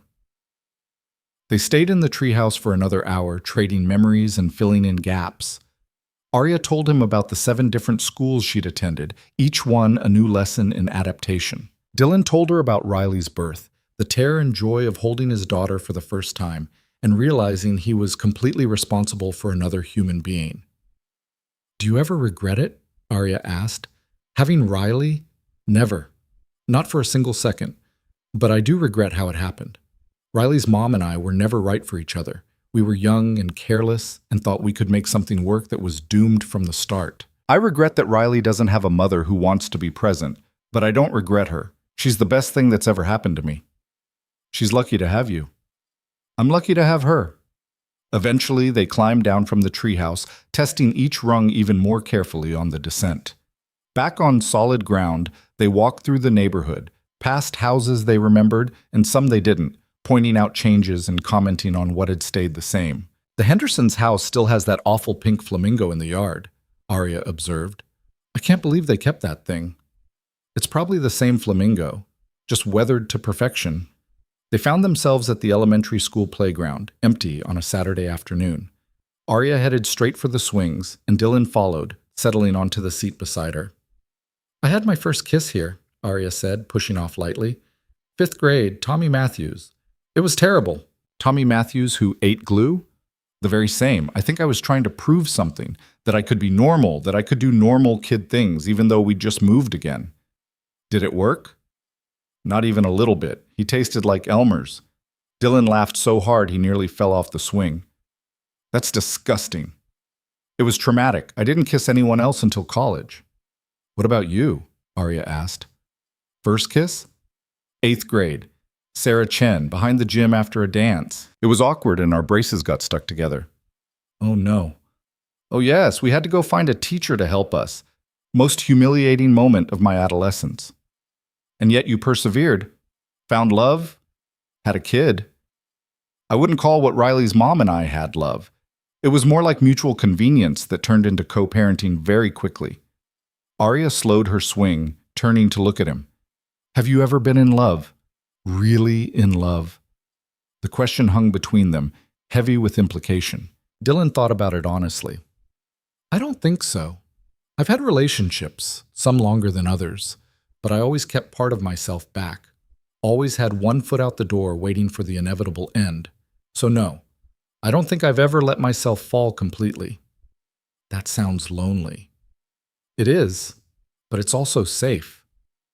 "Safe isn't the same as happy." Jennifer said almost the exact same thing to me yesterday. Jennifer sounds smart. She is. Annoyingly smart. Dylan paused, then took a risk. "What about you? Have you been in love?" Arya's expression shifted, became more complicated. "Once, in D.C., his name was Marcus. We dated for 3 years. He wanted to get married, have kids, build a life. And I panicked, completely fell apart. Because committing to him meant committing to staying in one place, to believing in permanence, and I couldn't do it. So I ended it. Broke his heart and mine in the process." "Do you regret it?" "Sometimes. But mostly I regret that I wasn't ready, that I let my fear make decisions for me. If I'd met him now, after therapy and growth and figuring some things out, maybe it would have been different." "Do you still talk to him?" "No. Clean break. It was easier that way." Arya laughed without humor. "I'm my father's daughter after all. When things get hard, move on." "You're not doing that now. You're here. You're staying. I'm trying to. But old patterns are hard to break." They swung in silence for a while, both lost in their own thoughts. Dylan realized that they were both carrying similar wounds, just from different angles, both afraid of loss, both trying to figure out how to be whole. "Can I tell you something that might sound crazy?" Arya asked. "Given everything that's happened in the last few weeks, I don't think anything could sound crazy. I think we were supposed to find each other again. Not in a fate or destiny way, because I don't really believe in that, but in a, we both needed this, needed each other, at exactly this moment in our lives kind of way." Dylan considered this. "I think you're right. A month ago, if you'd walked into that coffee shop, I probably would have kept my head down, avoided eye contact, stayed in my routine. But something made me look up. Something made me notice you." "What do you think it was?" "Honestly, I think I was ready to let someone in, even if I didn't know it yet. Riley's getting older, more independent. I'm not as needed in the same way I used to be. And that's scary, but it's also freeing. For the first time in 7 years, I have space in my life for something beyond survival. And I had just made the biggest change of my life. New city, new job, actively trying to break old patterns. We were both in this space of possibility. And then we found each other. The sun was starting to sink lower, casting long shadows across the playground. Dylan checked his phone and realized they'd been in Hartwell for nearly 5 hours. We should probably head back, he said reluctantly. I promised Riley I'd be home for dinner. Okay, but can we do one more thing first? What? Come on, I'll show you. Arya led him back to Maple Street, but instead of stopping at the houses, she walked past them to the end of the block where a small creek ran through a culvert under the road. This was where they'd spent countless summer afternoons, catching crawfish and building dams and pretending they were explorers discovering uncharted territory. The creek was still there, smaller than memory suggested, but unmistakably the same. Arya scrambled down the embankment with the same fearless energy she'd had at 8, and Dylan followed, his dress shoes slipping on the wet grass. What are we doing down here? Arya crouched by the water's edge and began searching through the rocks. After a moment, she pulled out 2 flat stones and handed one to Dylan. Make a wish, she said. We're making wishes now. We used to do this all the time. Don't you remember? We'd find the smoothest stones and throw them in the creek and make wishes. Dylan did remember. He remembered believing with absolute certainty that the wishes would come true if the stone skipped at least 3 times. What are you wishing for? He asked. I can't tell you. That's the rule. It won't come true if I tell. We made up that rule. And it stood the test of time. Now throw. Dylan held the stone in his hand, smooth and cool and solid. He thought about what he'd wish for if wishes were real things that could be caught and kept. He wished for courage, for the ability to let people in, for Riley to always feel loved and safe, for this reconnection with Arya to survive the weight of everything they were building on it. He threw the stone. It skipped once, twice, 3 times before sinking beneath the surface. Nice, Arya said, and threw her own. It skipped 4 times, and she pumped her fist in victory. Show off, Dylan said, but he was smiling. They climbed back up the embankment and stood on Maple Street one last time, looking at the houses that had held their childhood. Thank you for bringing me here, Dylan said, for suggesting it. I didn't know how much I needed this. Thank you for coming with me, for being willing to face the past. I think we needed to do this together. Some things you can't face alone. They drove back to Nashville in the gathering dark, talking about everything and nothing, comfortable in the spaces between words. When Dylan dropped Arya at her apartment, she hesitated before getting out of the car. Can I ask you something? Always. What happens now? We've done the big emotional trip back to our childhood. We've confronted the memories and survived. What's next? Dylan thought about it. I think we just keep showing up. Same time, same coffee shop. Keep building whatever this is, one day at a time. No pressure? No pressure. Just 2 people who used to be best friends learning how to be best friends again. Arya smiled. I can do that. Me too. She leaned over and kissed his cheek, quick and impulsive. See you Monday morning. See you Monday. Dylan drove home feeling lighter than he had in years. When he walked through the door, Riley launched herself at him. You're back! How was it? Was the treehouse still there? Did you see your old room? Did you find the time capsule? Whoa, slow down. Yes, no. And we didn't look for it, but maybe next time. There's going to be a next time? Definitely. And next time, you're coming with us. Riley's face lit up. Really? Really. I want you to see where I grew up. Meet the places that made me who I am. And Arya's coming too? If she wants to. She'll want to. She likes us. Dylan hugged his daughter close, breathing in the strawberry scent of her shampoo. Yeah, kiddo, I think she does. That night, after Riley was asleep, Dylan sat in his living room with the photo from the treehouse and the new one Arya had given him. 2 versions of the same friendship, separated by decades, but connected by something that hadn't broken despite all the time and distance. His phone buzzed. Arya had sent a picture of the creek, captioned, "Made my wish." Hope it comes true. Dylan smiled and typed back, "Mine too." He didn't know what Arya had wished for, but he knew what he hoped, that they could build something real and lasting, that the promises they'd made as children could finally be kept by the adults they'd become. Some friendships, he was learning, don't die. They just wait for the right moment to begin again. The weeks following their trip to Hartwell settled into a rhythm that felt both new and ancient. Dylan found himself looking forward to Monday mornings with an intensity that surprised him, the kind of anticipation he hadn't felt since childhood. Crescent Coffee became more than just a routine. It became a sanctuary where he and Arya could exist outside the demands of their daily lives. But something had shifted after Hartwell. The conversations grew deeper, more vulnerable. They stopped editing themselves, stopped performing the careful dance of adults who are afraid to reveal too much too soon. Instead, they leaned into the discomfort, trusting that the foundation they'd built as children could support the weight of who they'd become. One morning in early November, Arya arrived at the coffee shop looking tired, her usual composure slightly frayed around the edges. "Rough night?" Dylan asked as she sat down. "Couldn't sleep. Work stuff. My manager wants me to come back to DC for a few weeks. There's a project that's gotten complicated, and apparently I'm the only one who can fix it." Dylan felt his stomach drop, that old familiar fear rising in his throat. "Are you going?" "I don't know. I told him I'd think about it." Arya rubbed her eyes. "The logical part of me knows it's just a few weeks, but the part that spent my entire childhood moving and never coming back, that part is panicking." "What do you want to do?" "I want to stay here. I want to tell my manager no and stick to the boundaries I set when I moved. But I also don't want to tank my career or seem unreliable." She looked at him directly. "And I don't want you to think I'm leaving, running away, repeating patterns." "I don't think that." "Don't you? Even a little bit?" Dylan wanted to lie, to reassure her that he had complete faith, but they'd promised honesty, and honesty meant admitting the fears that lived in the spaces between words. "Maybe a little bit," he said quietly. "Not because I think you're running, but because I'm still learning that temporary doesn't mean permanent, that someone can leave and still come back." Arya reached across the table and took both his hands. "I'm coming back. Whether I go to DC or not, I'm coming back to Nashville. This is my home now. You're my home." The words landed with such force that Dylan felt tears threatening. "You're my home too."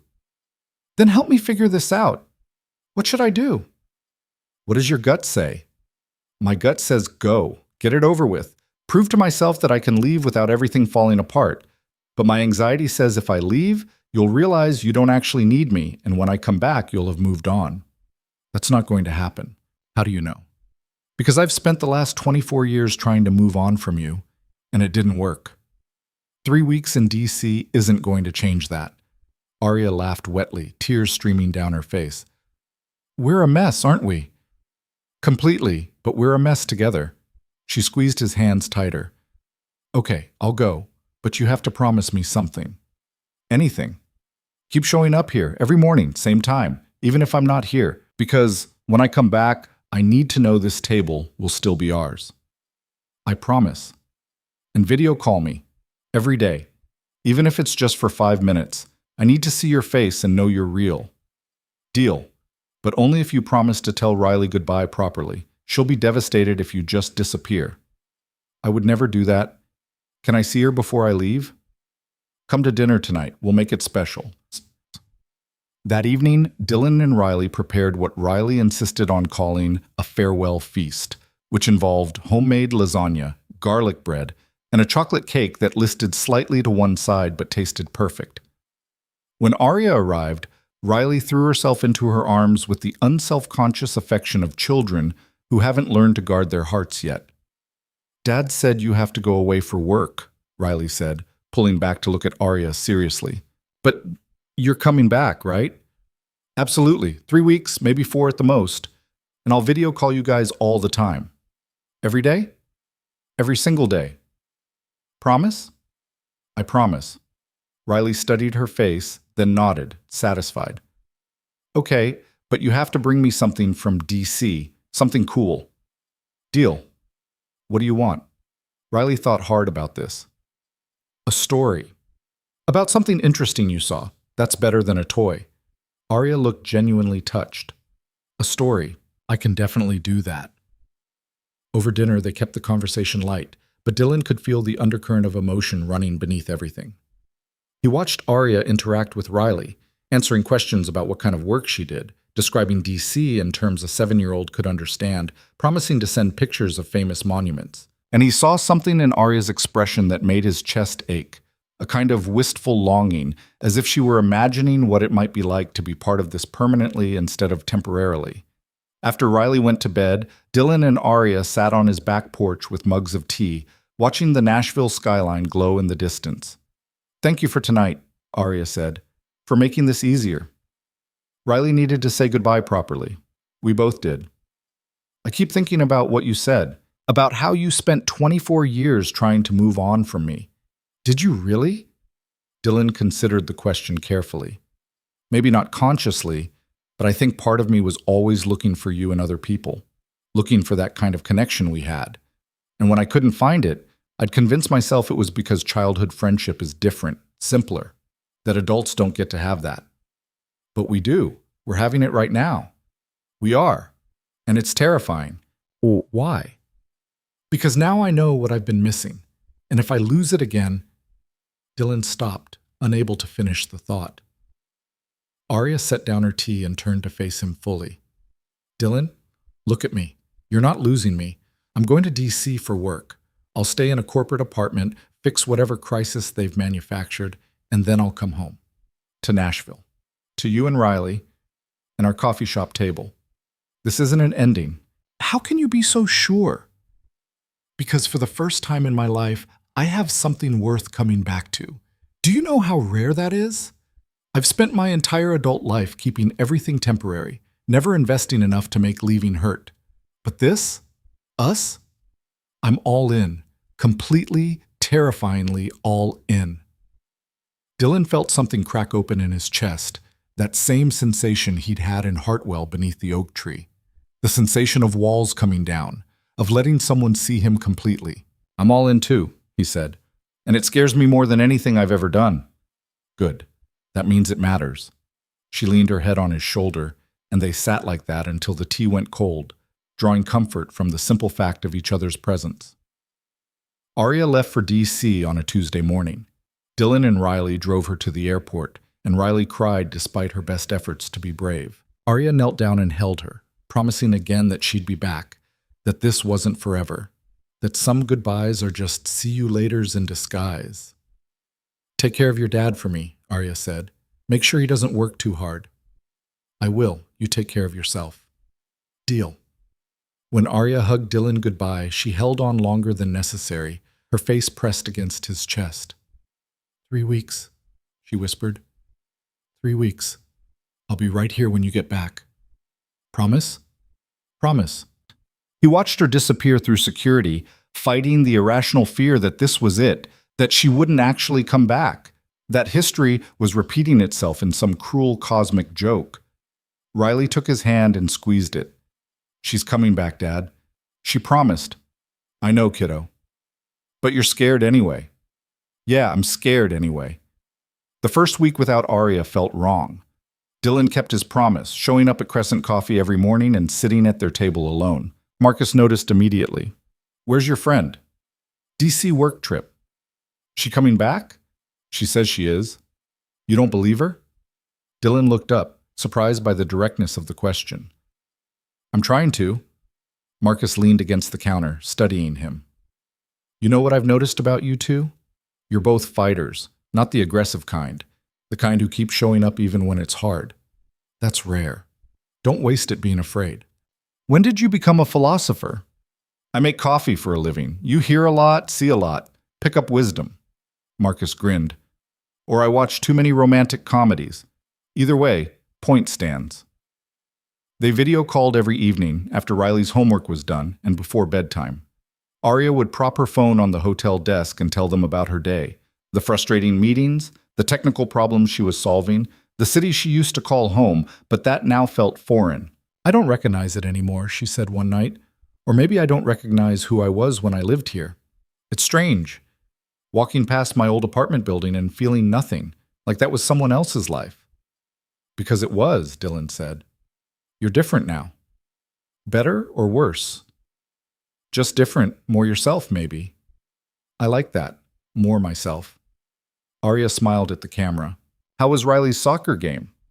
She scored 2 goals and announced to the entire team that her friend Arya is coming back from Washington soon. Several parents now think I'm dating someone very important. Are you? The question hung in the digital space between them. Dylan's heart rate kicked up. Are we dating? He asked carefully. I don't know. Are we?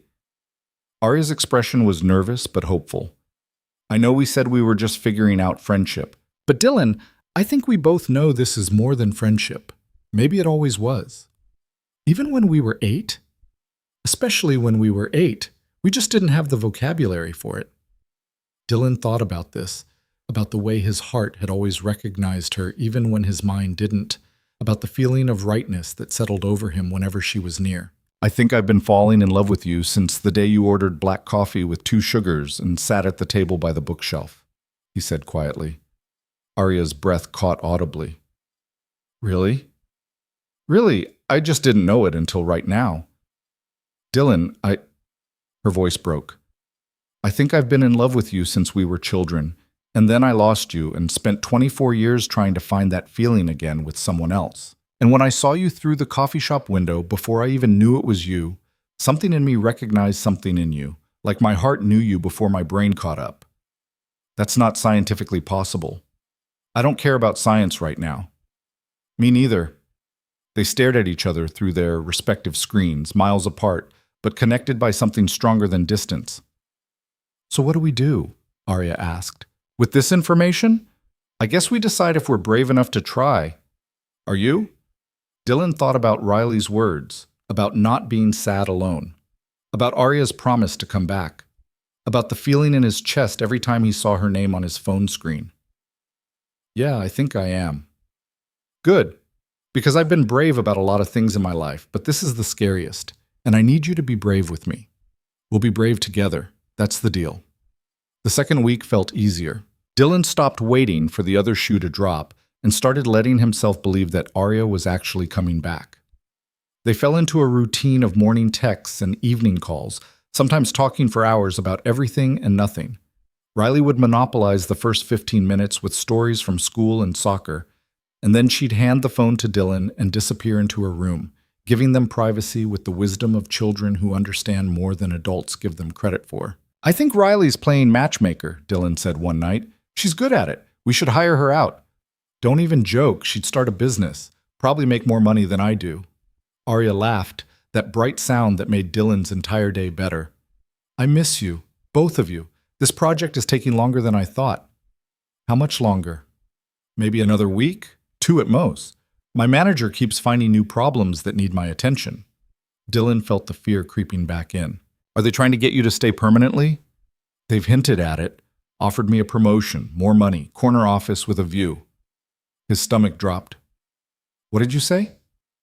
I said I'd think about it, which is corporate speak for no, but I'm being polite. Arya's expression softened. Dylan, I meant what I said. I'm coming home. My manager could offer me the CEO position and I'd still come home. Why? Because home isn't a place anymore. It's you and Riley, and a coffee shop table, and the life I'm building in Nashville. That's worth more than any promotion. Dylan felt tears threatening again. I love you. I need you to know that. I'm in love with you. I love you too. I have for a very long time. The third week, Arya called with news. I booked my flight home Friday afternoon. I'll land around 6. We'll pick you up from the airport. You don't have to. Yes, I do. Riley's already making a welcome home sign. There's glitter involved, so much glitter. Arya laughed. I can't wait to see it. I can't wait to see both of you. 3 more days. 3 more days. But Wednesday afternoon, Dylan's phone rang with Arya's number, and when he answered, her voice was tight with stress. Dylan, don't panic, but there's a problem. His heart stopped. What kind of problem? My manager, he's refusing to let me leave. Says the project isn't finished, that I'm contractually obligated to stay until completion. He's threatening to withhold my final paycheck and block my transfer to remote work if I leave now. Can he do that? Legally? Probably not. But it would mean hiring a lawyer, fighting it out, burning bridges. And I don't know if I have the energy for that fight. Dylan forced himself to breathe, to think rationally instead of emotionally. What do you want to do? I want to tell him to shove his project and get on that plane Friday. But the practical part of me knows I need this job. I can't afford to lose my income while I'm establishing myself in Nashville. How long would you need to stay? He says another 2 weeks. But Dylan, I don't trust him. I think this is a strategy to wear me down, to make me stay permanently. And I'm terrified that if I give him 2 more weeks, he'll ask for 2 more after that, and then I'll never get out. Dylan heard the panic in her voice, the old fear of being trapped, of having her choices taken away. And he made a decision. Come home, he said firmly. What? Come home Friday, on the flight you booked. Quit if you have to. We'll figure out the rest. Dylan, I can't just quit. I have rent, bills. Stay with us. You and Riley get along great. We have a guest room. You can job hunt from here, find something local. You're talented. You'll get hired in a week. That's too much. I can't impose like that. It's not imposing. It's what people who love each other do. They show up. They help. They don't let each other get trapped in situations that make them miserable. Arya was quiet for a long moment. When she spoke, her voice was thick with emotion. You'd really do that? Let me stay with you? I'd really do that. More than that, I want to do that. I want you here, in Nashville, in my home, in my life, permanently. What if it doesn't work? What if we're better as friends than as whatever we're becoming? Then we'll figure that out together. But Arya, I'm not going to let fear make decisions for us anymore. We've spent 24 years apart because of circumstances we couldn't control. Now we're adults. We get to choose, and I'm choosing you. I need you to choose you too. He could hear her crying on the other end of the line, soft and broken. Okay, I'll come home Friday. I'll quit if I have to. I'll figure out the rest. We'll figure out the rest. Together. Together. Thursday evening, Dylan sat Riley down for a serious conversation. She listened carefully as he explained that Arya would be staying with them for a while, that she'd be in the guest room, that things were going to change in ways he couldn't entirely predict. Are you and Arya boyfriend and girlfriend now? Riley asked bluntly. Dylan felt his face heat. We're figuring that out. That means yes. It means we love each other and we're trying to see if we can build something real. Riley considered this with the gravity of a judge. Are you happy? I'm terrified and happy in equal measure. Good. You should be both. That means it's important. Riley paused. Is Arya going to be my mom? The question hit Dylan like a physical blow. Whoa, kiddo, way too early for that conversation. But maybe eventually, if things work out, if we all want that. But Riley, nothing changes between you and me. You're still my priority. You're still the most important person in my life. I know that, Dad, but you're allowed to have other important people too. You don't have to be alone just because you're my dad.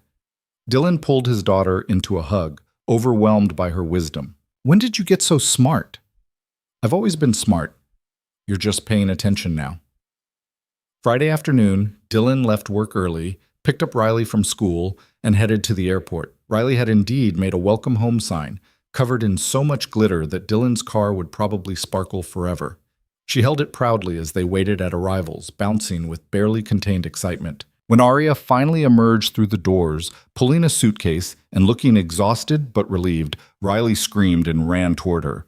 Arya dropped everything and caught her, spinning her around while Riley laughed with pure joy. You're back. You're really back. I'm really back. I'm staying. Riley pulled back, eyes wide. Forever? For as long as you'll have me. Forever, then. Arya looked over Riley's head at Dylan, and the expression on her face was everything he needed to see. Relief. Love. Home. He walked over and pulled them both into his arms, the three of them standing in the middle of the airport arrivals terminal, glitter floating around them like snow, completely oblivious to the travelers streaming past. Welcome home, Dylan said against Arya's hair. Thank you for giving me one. They drove back to Dylan's house through the Nashville evening, Riley chattering nonstop about everything Arya had missed. Dylan stealing glances at the woman in his passenger seat, who looked more relaxed than he'd seen her in weeks. When they pulled into the driveway, Arya stared at the house with an expression he couldn't quite read. "This is real," she said quietly. "I'm really doing this." Having second thoughts? Terrified thoughts, but not second thoughts. Good. Because I made lasagna, Riley's recipe, and there's a guest room with your name on it, literally. She made a sign for the door. Arya laughed, that sound Dylan was learning to crave. "You two are going to spoil me."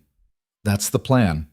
They carried her bags inside, and Riley gave her the grand tour, showing her the guest room she'd helped prepare, complete with fresh flowers and the promised door sign reading Arya's room in rainbow letters. When Riley finally went to bed, exhausted from excitement, Dylan and Arya sat in the kitchen with tea, the house quiet around them.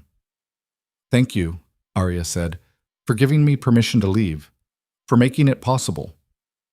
"You don't need my permission, but I'm glad I could help." "I turned in my resignation this morning, official. My manager tried everything, guilt trips, threats, bigger offers. But I stood firm. I told him my life was in Nashville now, and nothing he could offer would change that." "How did it feel?" "Terrifying, liberating, right," Arya smiled. "Like jumping off the high rock into the creek. That moment when you're in the air and you can't take it back and you just have to trust the water will catch you." "And did it?" "Yeah, you did." Dylan reached across the table and took her hand, marveling at how natural the gesture had become. "So what happens now? We figure out the next steps?" "I guess so.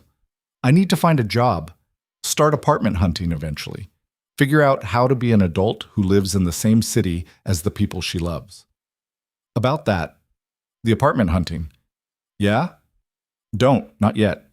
Stay here, not just temporarily until you find a place. Stay here and let's see if this works. The three of us, building something together." Arya's eyes went wide. "Dylan, that's a huge step." "I know, and if it's too fast, tell me. But I've spent enough of my life being careful and measured and protecting myself. I want to try being brave instead. I want to try building a life with you." "What about Riley?" "She's already planning your wedding, apparently. I think she's on board." Arya laughed through tears. "This is insane. We've only been back in each other's lives for 2 months. We've known each other for 24 years. We just had a long intermission." That's one way to look at it. Arya squeezed his hand. "Okay, yes, I'll stay. We'll try, but if it gets weird or complicated, then we'll deal with weird and complicated. Together. That's what we do." They sat in the kitchen long after the tea went cold, talking about logistics and fears and hopes, about how they'd explain this to Riley, to their friends, to the world, about what it meant to build a family from the ruins of a childhood friendship, about whether love could really be this simple, two people choosing each other over and over, despite all the reasons it should be impossible. Eventually, Dylan walked Arya to the guest room, and they stood in the doorway, neither quite ready to say goodnight. "This is crazy," Arya said. "Completely. We're really doing this. We're really doing this." She reached up and cupped his face, searching his eyes. "I love you. I think I always have. And I'm choosing to stay, to build this, to be brave with you." Dylan leaned down and kissed her, soft and gentle and full of promise. When they pulled apart, Arya was crying again, but smiling. "Good night, Dylan James Hayes." "Good night, Arya Nora Bennett." He went to his own room and lay in bed, staring at the ceiling, processing everything that had happened. 2 months ago, he'd been alone, keeping everyone at arm's length, convinced that safety was better than happiness. Now there was a woman sleeping in his guest room who knew every part of him, who'd chosen him despite all his fears and complications, who was willing to build something real. His phone buzzed with a text from Arya. "Thank you for catching me." Dylan smiled and typed back, "Always." He fell asleep thinking about treehouse and promises and the strange mathematics of love that brought two people together, tore them apart, and somehow brought them back exactly when they needed each other most. The past wasn't gone, he realized. It had just been waiting for the right moment to become the future. The first few weeks of their new arrangement unfolded with surprising ease. Arya settled into the guest room, her belongings gradually spreading through the house in small, intimate ways, a coffee mug in the cabinet, her laptop on the kitchen counter, running shoes by the front door. Dylan found himself loving these small invasions of his carefully ordered space, each one a reminder that he wasn't alone anymore. Riley adjusted faster than either adult expected. She'd wake up in the morning and wander into the kitchen to find Arya already there, making breakfast or reviewing job applications, and she'd climb into the chair beside her without question, as if this had always been their routine. Dylan would watch them from the doorway, his daughter and the woman he loved, heads bent together over Riley's homework, or a picture Riley was drawing, and feel his heart expand in ways he hadn't thought possible. But not everything was simple. One evening in late November, after Riley had gone to bed, Dylan found Arya standing in front of the window, staring out at the dark street with an expression that made his chest tighten. "What's wrong?" he asked quietly. She startled slightly, as if she'd forgotten he was there. "Nothing. Just thinking." "About?" Arya turned to face him, and he could see the conflict in her eyes. "About whether I'm doing the right thing, being here, disrupting your life and Riley's routine. You're not disrupting anything. You're adding to it." "Am I? Or am I just running away again, hiding in someone else's life because I don't know how to build my own?" Dylan crossed the room and took her hands. "Talk to me. What's really going on?" Arya pulled away gently and sat on the couch, her shoulders hunched. "I had 3 job interviews this week. All of them went well. But when they asked where I saw myself in 5 years, I froze. Because the honest answer is I don't know. I've never known. I've spent my entire life in survival mode, moving from one temporary situation to the next, never planning beyond the immediate future. That's okay. You don't have to have it all figured out. But you do. You have Riley, your career, this house, a plan. And here I am, 32 years old, sleeping in your guest room with no job and no idea what I'm doing with my life. Arya, and what if this doesn't work?" The words came out in a rush. "What if we realize we're better as friends? What if living together ruins what we have? What if Riley gets attached to me and then I leave and she gets hurt the way you got hurt when I left the first time?" Dylan sat beside her, giving her space but staying close. "Those are all valid fears, and I'd be lying if I said I haven't thought about some of them too. But here's what I know. You're not the same person who had to move every 2 years as a kid. You're not running away. You're running toward something, toward us, toward a life you're choosing. How can you be so sure?" "Because I see it. In the way you help Riley with her homework, even though you're stressed about job hunting. In the way you've made friends with Mrs. Chen next door and started a book club with Marcus from the coffee shop. In the way you look at this house like it's home, not just a temporary stop." Dylan paused. "And if it doesn't work out romantically, if we decide we're better as friends, then we'll figure that out. But you're still family. You're still Riley's person. That doesn't change." Arya looked at him with tears streaming down her face. "What did I do to deserve you? You ordered black coffee with 2 sugars and sat at the table by the bookshelf. Everything else was inevitable." She laughed through her tears and leaned her head on his shoulder. "I got a job offer today. Local tech company. Good salary, full remote with the option for office time. I'd be doing similar work to DC, but with better boundaries." "That's incredible. Why didn't you lead with that?" "Because accepting it makes this real, makes Nashville permanent, makes us permanent, and that's terrifying." "Do you want to accept it?" "More than anything." "Then accept it. Be terrified and do it anyway." Arya lifted her head and looked at him directly. "What if I mess this up? What if I'm not good at being permanent?" "Then we'll learn together. I'm not exactly an expert either. I've spent the last 7 years being a single dad, keeping everyone at a distance, convinced that was the only way to protect myself and Riley. You're teaching me how to open up, how to trust. Let me teach you how to stay." "Okay." Arya took a shaky breath. "Okay, I'll accept the job. I'll stay. I'll be brave. We'll be brave together." They sat like that for a long time, holding each other in the quiet of the house, both acknowledging the enormity of what they were building and the fear that came with it. The following week, Arya started her new job and immediately fell into a rhythm that suited her. She'd work from the small home office Dylan had set up in the corner of the living room, taking breaks to make lunch or help Riley with after-school activities. Dylan found himself coming home earlier, eager to be part of the domestic scene that had replaced his carefully controlled routine. One evening in early December, Riley approached Dylan with unusual seriousness. "Dad, can we talk?" Dylan set down the dish he was washing. "Of course. What's up?" Riley glanced toward the living room where Arya was reading, then lowered her voice. "Is Arya going to stay forever?" "I hope so." "Why? Is something bothering you?" "No, I like her being here. I like having breakfast with her and how she helps me with math homework and tells me stories about when you were little." Riley paused. But Emma at school said her dad had a girlfriend who moved in, and then she left and Emma was really sad. "I don't want to be really sad." Dylan knelt down to Riley's level. "Come here." He pulled her into a hug. "I understand why you're worried, and I can't promise you that nothing will ever change because that's not how life works. But I can promise you that Arya loves you. She's not going anywhere unless something really big happens, and if it does, we'll deal with it together." "Do you love her?" "I do, very much." "Are you going to marry her?" Dylan felt his heart rate spike. "That's a big question." "It's a yes or no question. It's a someday question. Right now we're figuring out how to build a life together. Marriage is something we'd talk about when we're both ready." Riley pulled back and studied his face. "But you want to?" "Yeah, kiddo, I think I do." "Good, because she makes you smile more. And she makes really good pancakes, better than yours." Dylan laughed. "Don't let her hear you say that. She'll never let me make breakfast again." "Too late," Arya called from the living room. "I heard everything. Dylan's pancakes are officially retired."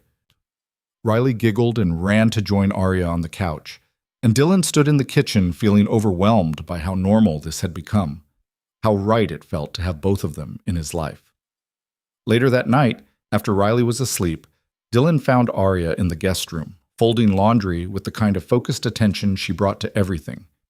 "We need to talk about something," he said from the doorway. Arya looked up, immediately alert. "That sounds ominous." "It's not. Or maybe it is. I don't know." Dylan stepped into the room. "Riley asked me today if we're going to get married." Arya froze, a t-shirt half folded in her hands. "Oh. Yeah. Oh." Dylan sat on the edge of the bed, and I realized I don't know how to answer that question because we've never talked about it, about what this is, where it's going, what we both want. "What did you tell her?" "That it's a someday question, that we're figuring things out." He paused. "But she asked me if I want to, and I said yes." Arya set down the laundry and came to sit beside him. "You want to marry me?" "Eventually. Not tomorrow, not next month. But yes. I want to build a life with you. I want to wake up next to you every morning. I want Riley to have you as a permanent fixture, not just someone staying in the guest room." Dylan took her hand. "But I need to know if that's something you want too, or if I'm getting ahead of myself." Arya was quiet for a long moment, her fingers tracing patterns on his palm. When she spoke, her voice was soft but certain. "I've been thinking about this a lot, about what it means to commit to someone, to a place, to a future. And for the first time in my life, I'm not scared of it. I'm excited. I wake up in this house and I feel like I'm exactly where I'm supposed to be." "Is that a yes?" "It's a yes to building toward that, to seeing where this goes, to being open to the possibility of forever."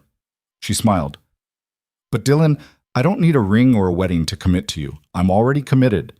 I chose you when I got on that plane from DC. I choose you every morning when I wake up in your house and make coffee in your kitchen and help your daughter with her homework. That's my commitment.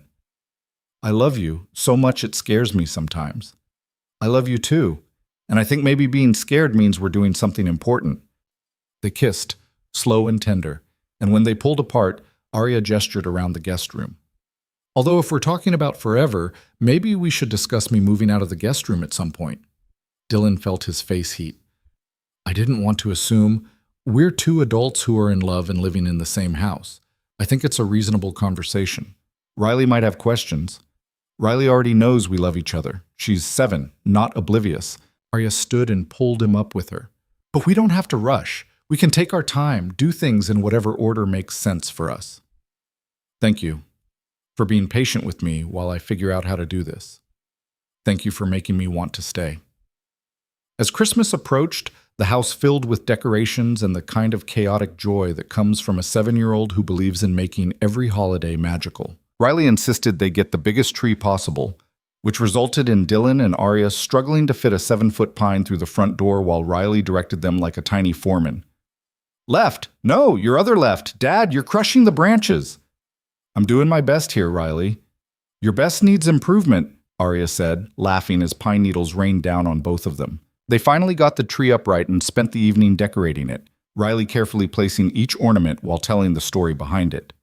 Dylan watched Arya listening intently to Riley's chatter, asking questions about the handmade decorations from preschool and the special ornament from Dylan's grandmother. And he felt something settle in his chest. This was family. This was home. On Christmas Eve, after Riley had finally gone to bed, following an hour of excited speculation about Santa, Dylan and Arya sat by the tree with glasses of wine, the lights casting soft shadows across the room. I have something for you, Dylan said, reaching behind the couch for a wrapped box.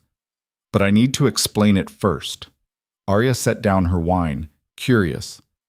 Okay. After we went to Hartwell, I couldn't stop thinking about that treehouse, about the promises we made as kids and how we couldn't keep them. So I went back. By myself, about 2 weeks ago, and I found something. What? The time capsule. The one we buried under the oak tree when we were 8. Arya's eyes went wide. You're kidding. I'm not. It took me 3 hours of digging, and the homeowners definitely thought I was insane, but I found it.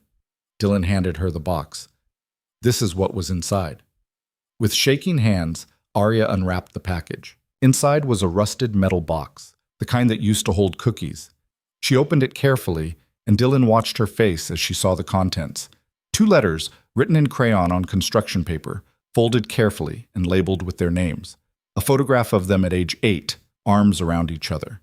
A plastic bracelet Arya had won at the county fair. A small toy car Dylan had loved. And at the bottom, a piece of paper with their handwritten promise. Best friends forever, no matter what. Signed in their childish scrawls with the date August 15th, 1999. Arya picked up the paper with trembling fingers, tears already streaming down her face. I can't believe you found this. Read your letter. She unfolded the construction paper carefully, and Dylan watched her read the words her 8-year-old self had written to the future. He'd already read both letters, sitting in his car outside his old house, crying like he hadn't cried since childhood. Dear future Nora, Arya read aloud, her voice breaking. I hope you are happy. I hope you still like beetles and climbing trees. I hope you and Dylan are still best friends because he is the best person ever. If you're not still friends, you should find him and tell him you're sorry for whatever happened. Promise me you'll try. Love, Nora, age 8. Dylan pulled his own letter from his pocket. Mine says almost the same thing. Told future Dylan to find you if we lost touch. To tell you that you were the best friend I ever had. Arya was sobbing now, clutching the letter to her chest. We kept the promise. We found each other. We did. It took 24 years, but we did.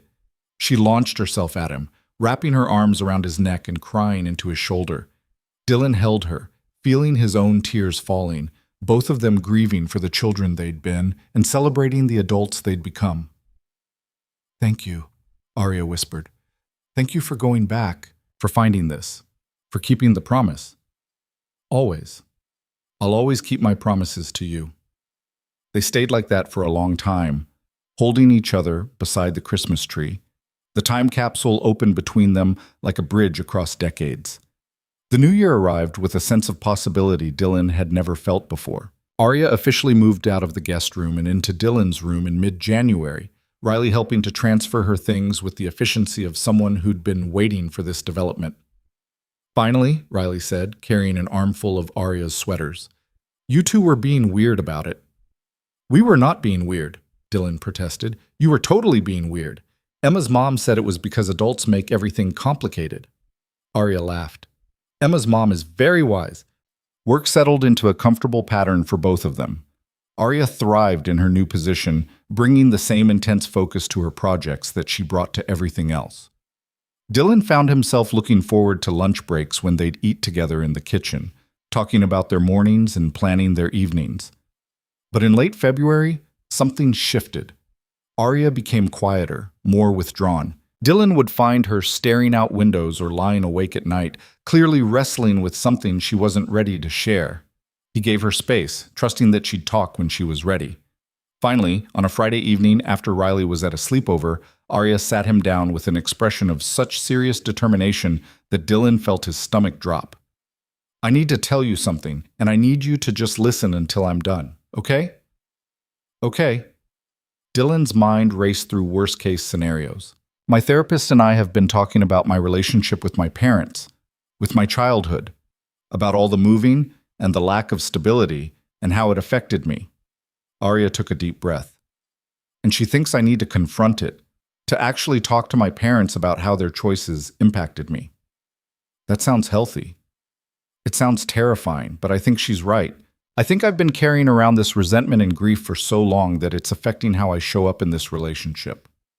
I'm always waiting for the other shoe to drop, always convinced that stability is temporary, because that's what I learned growing up." "What do you need from me?" "I need you to understand that this might be hard, that I might be emotional or distant while I work through it, and I need you to trust that it's not about you, that I'm not pulling away from us. I'm doing this so I can be more present in us." Dylan reached across the couch and took her hand. "I'm here. Whatever you need. However long it takes." Arya's eyes filled with tears. "I'm going to call my parents this weekend, have a conversation I should have had years ago, and I'm terrified they won't understand, that they'll be defensive or dismissive, but I have to try." "Do you want me there when you call? Would you? I know it's a lot to ask. I want to be there for support. You don't have to do this alone." Saturday afternoon, Dylan sat beside Arya on the couch while she dialed her parents' number with shaking hands. He held her free hand, squeezing gently as the phone rang. "Hello?" Her mother's voice came through the speaker, warm and familiar. "Hi, Mom. It's Arya. Is Dad there? I need to talk to both of you about something." There was a pause, then shuffling sounds. "Arya, is everything okay?" Her father's deeper voice joined the conversation. "Everything's fine. I'm fine, but I need to talk to you both about my childhood, about all the moving." Arya's voice was steady despite the tears already flowing down her face. "I need you to understand how it affected me."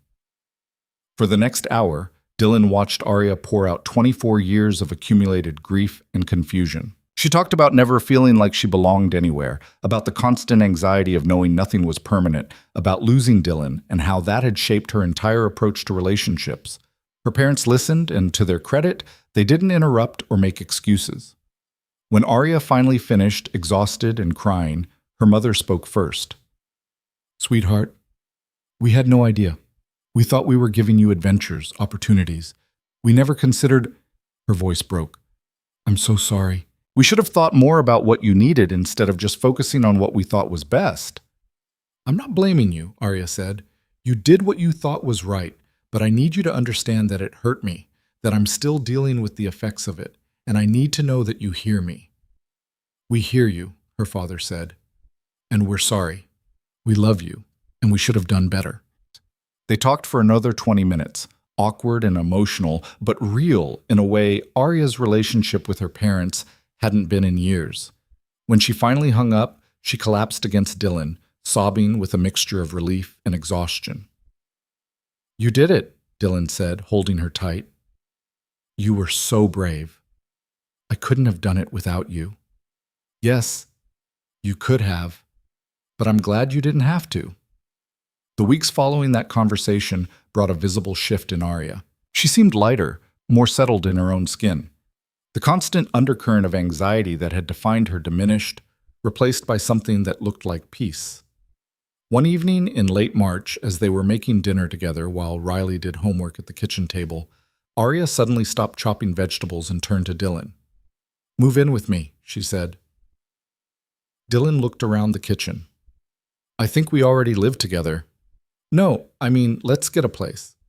Together. A home that's ours, not just yours that I moved into, something we choose together."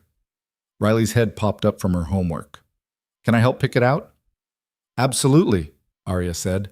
"It has to work for all three of us." Dylan felt emotion rising in his throat. "You want to find a home with us?" I want to build a home with you. I'm ready. I'm not scared anymore. Or I am, but I'm brave enough to do it anyway. Then let's do it. They spent the next 2 months house hunting, the three of them evaluating properties with the seriousness of people who understood that choosing a home meant choosing a future. Riley had strict requirements involving yard space for soccer practice and a bedroom big enough for the elaborate craft projects she was constantly starting. Arya wanted good natural light and a kitchen large enough for the kind of cooking she'd recently discovered she loved. Dylan just wanted walls strong enough to hold all the love he felt for these two people. They found it in early May, a craftsman-style house in East Nashville with a massive backyard, 3 bedrooms, and a front porch perfect for morning coffee. The moment they walked through the door, Riley announced it was perfect, and Dylan watched Arya's face light up with the kind of joy he'd only seen in old photographs of her as a child. "This is it," Arya said, walking through the empty living room. "This is home." They closed on the house in June, and moving day became a celebration involving Riley's entire soccer team. Marcus from the coffee shop, Jennifer, and half of Dylan's office, and Mrs. Chen with her famous chocolate chip cookies. By evening, surrounded by boxes and exhausted helpers, Dylan found Arya standing on the back porch, looking out at their yard. "What are you thinking about?" he asked, wrapping his arms around her from behind. "I'm thinking about building a treehouse, for Riley, or for us, or for all 3 of us." She leaned back against him. "I'm thinking about staying, about roots, about how terrifying and wonderful it is to choose permanence." "Any regrets?" "Not a single one." That night, after everyone had left and Riley was asleep in her new room, Dylan and Arya sat on the floor of their empty living room, eating pizza straight from the box and drinking wine from coffee mugs because they hadn't unpacked the glasses yet. "I have something for you," Dylan said, reaching into his pocket. He pulled out a small velvet box and watched Arya's eyes go wide. "Dylan, before you panic, this isn't a proposal, not yet, but I wanted you to have this." He opened the box to reveal a simple silver ring with a small stone. "It was my grandmother's. She gave it to me before she died and told me to give it to someone who felt like home. And Arya, you're home. You've always been home." Arya took the box with shaking hands, staring at the ring. "It's beautiful. It's a promise that I'm all in, that I choose you every day, that when we're both ready, when the timing is right, I'm going to ask you properly. But for now, I just need you to know that you're it for me, forever." Arya slipped the ring onto her right hand and looked at it, tears streaming down her face. "I love you so much it terrifies me." "Good. That means it's real." She kissed him, deep and certain, and Dylan felt every wall he'd ever built around his heart crumble completely. This was vulnerability. This was trust. This was everything he'd been too afraid to want for 24 years. Summer arrived with the kind of golden warmth that made Nashville feel like paradise. They settled into their new house, creating routines and traditions. Saturday morning pancakes with increasingly experimental toppings became Riley's favorite ritual. Sunday evenings were for family dinners on the back porch. And every morning, without fail, Dylan and Arya still met at Crescent Coffee, their table by the bookshelf waiting like an old friend. In August, on the anniversary of the day Arya had left Hartwell all those years ago, they drove back to their old neighborhood with Riley in tow. The current homeowners had given permission for them to visit, charmed by the story of childhood friends reunited. Dylan and Arya stood beneath the oak tree while Riley explored the yard, and Dylan pulled out a small metal box from his backpack. "What's that?" Arya asked. "A new time capsule. I thought we could bury it. For real this time. Something for future us to find." Inside the box, they placed new letters written to their future selves, photographs of Riley, a menu from Crescent Coffee, and the key to their new house. And at the bottom, Dylan added one more thing, a small piece of paper with 3 names written in careful handwriting: Dylan, Arya, Riley, family. They buried it in the same spot as the original, Riley helping to pack the dirt down with the solemnity of someone who understood she was participating in something important. "When will we dig it up?" Riley asked. "Maybe when you're grown," Arya said. "When you have your own family and you want to remember this moment. That's a long time from now." The best things usually are. On the drive home, Riley fell asleep in the back seat, and Dylan reached over to take Arya's hand. "Thank you," he said quietly. "For what?" for walking into that coffee shop, for sitting at the table by the bookshelf, for being brave enough to recognize me, for choosing to stay. Thank you for looking up, for noticing me, for giving me a home. Arya squeezed his hand. For keeping the promise we made when we were 8. Best friends forever? Best friends forever, no matter what. They drove through the Tennessee countryside as the sun set behind them, heading toward their house in Nashville, where a life they'd built together was waiting. Riley slept peacefully in the back seat, trusting completely in the adults who loved her. And Dylan thought about the strange mathematics of love that had brought them to this moment. 2 children who'd promised forever without understanding what it meant. 2 adults who'd found each other again and chosen to make that promise real. Some stories don't have neat endings, he realized. Some stories are just new beginnings disguised as conclusions. And some friendships don't disappear. They simply wait for the right moment to transform into something deeper, something permanent, something that looks a lot like coming home. 6 months later, on a crisp February morning, Dylan knelt in Crescent Coffee at their table by the bookshelf and asked Arya to marry him properly. She said yes before he'd even finished the question, laughing and crying and pulling him up to kiss him while Marcus cheered from behind the counter and the other customers applauded. They were married that summer in their backyard under the treehouse they'd built together, Riley serving as both flower girl and best person, declaring in her speech that she'd known all along they were supposed to be together, and everyone had just taken too long to figure it out. And every morning, without fail, they still showed up at Crescent Coffee at the same time, claiming the same table, ordering the same drinks. Because some routines aren't about habit, they're about honoring the moment when everything changed, when 2 strangers recognized each other across a crowded room and remembered a promise made 24 years earlier beneath an oak tree in a small Tennessee town. Best friends forever, no matter what. Finally, impossibly, beautifully true.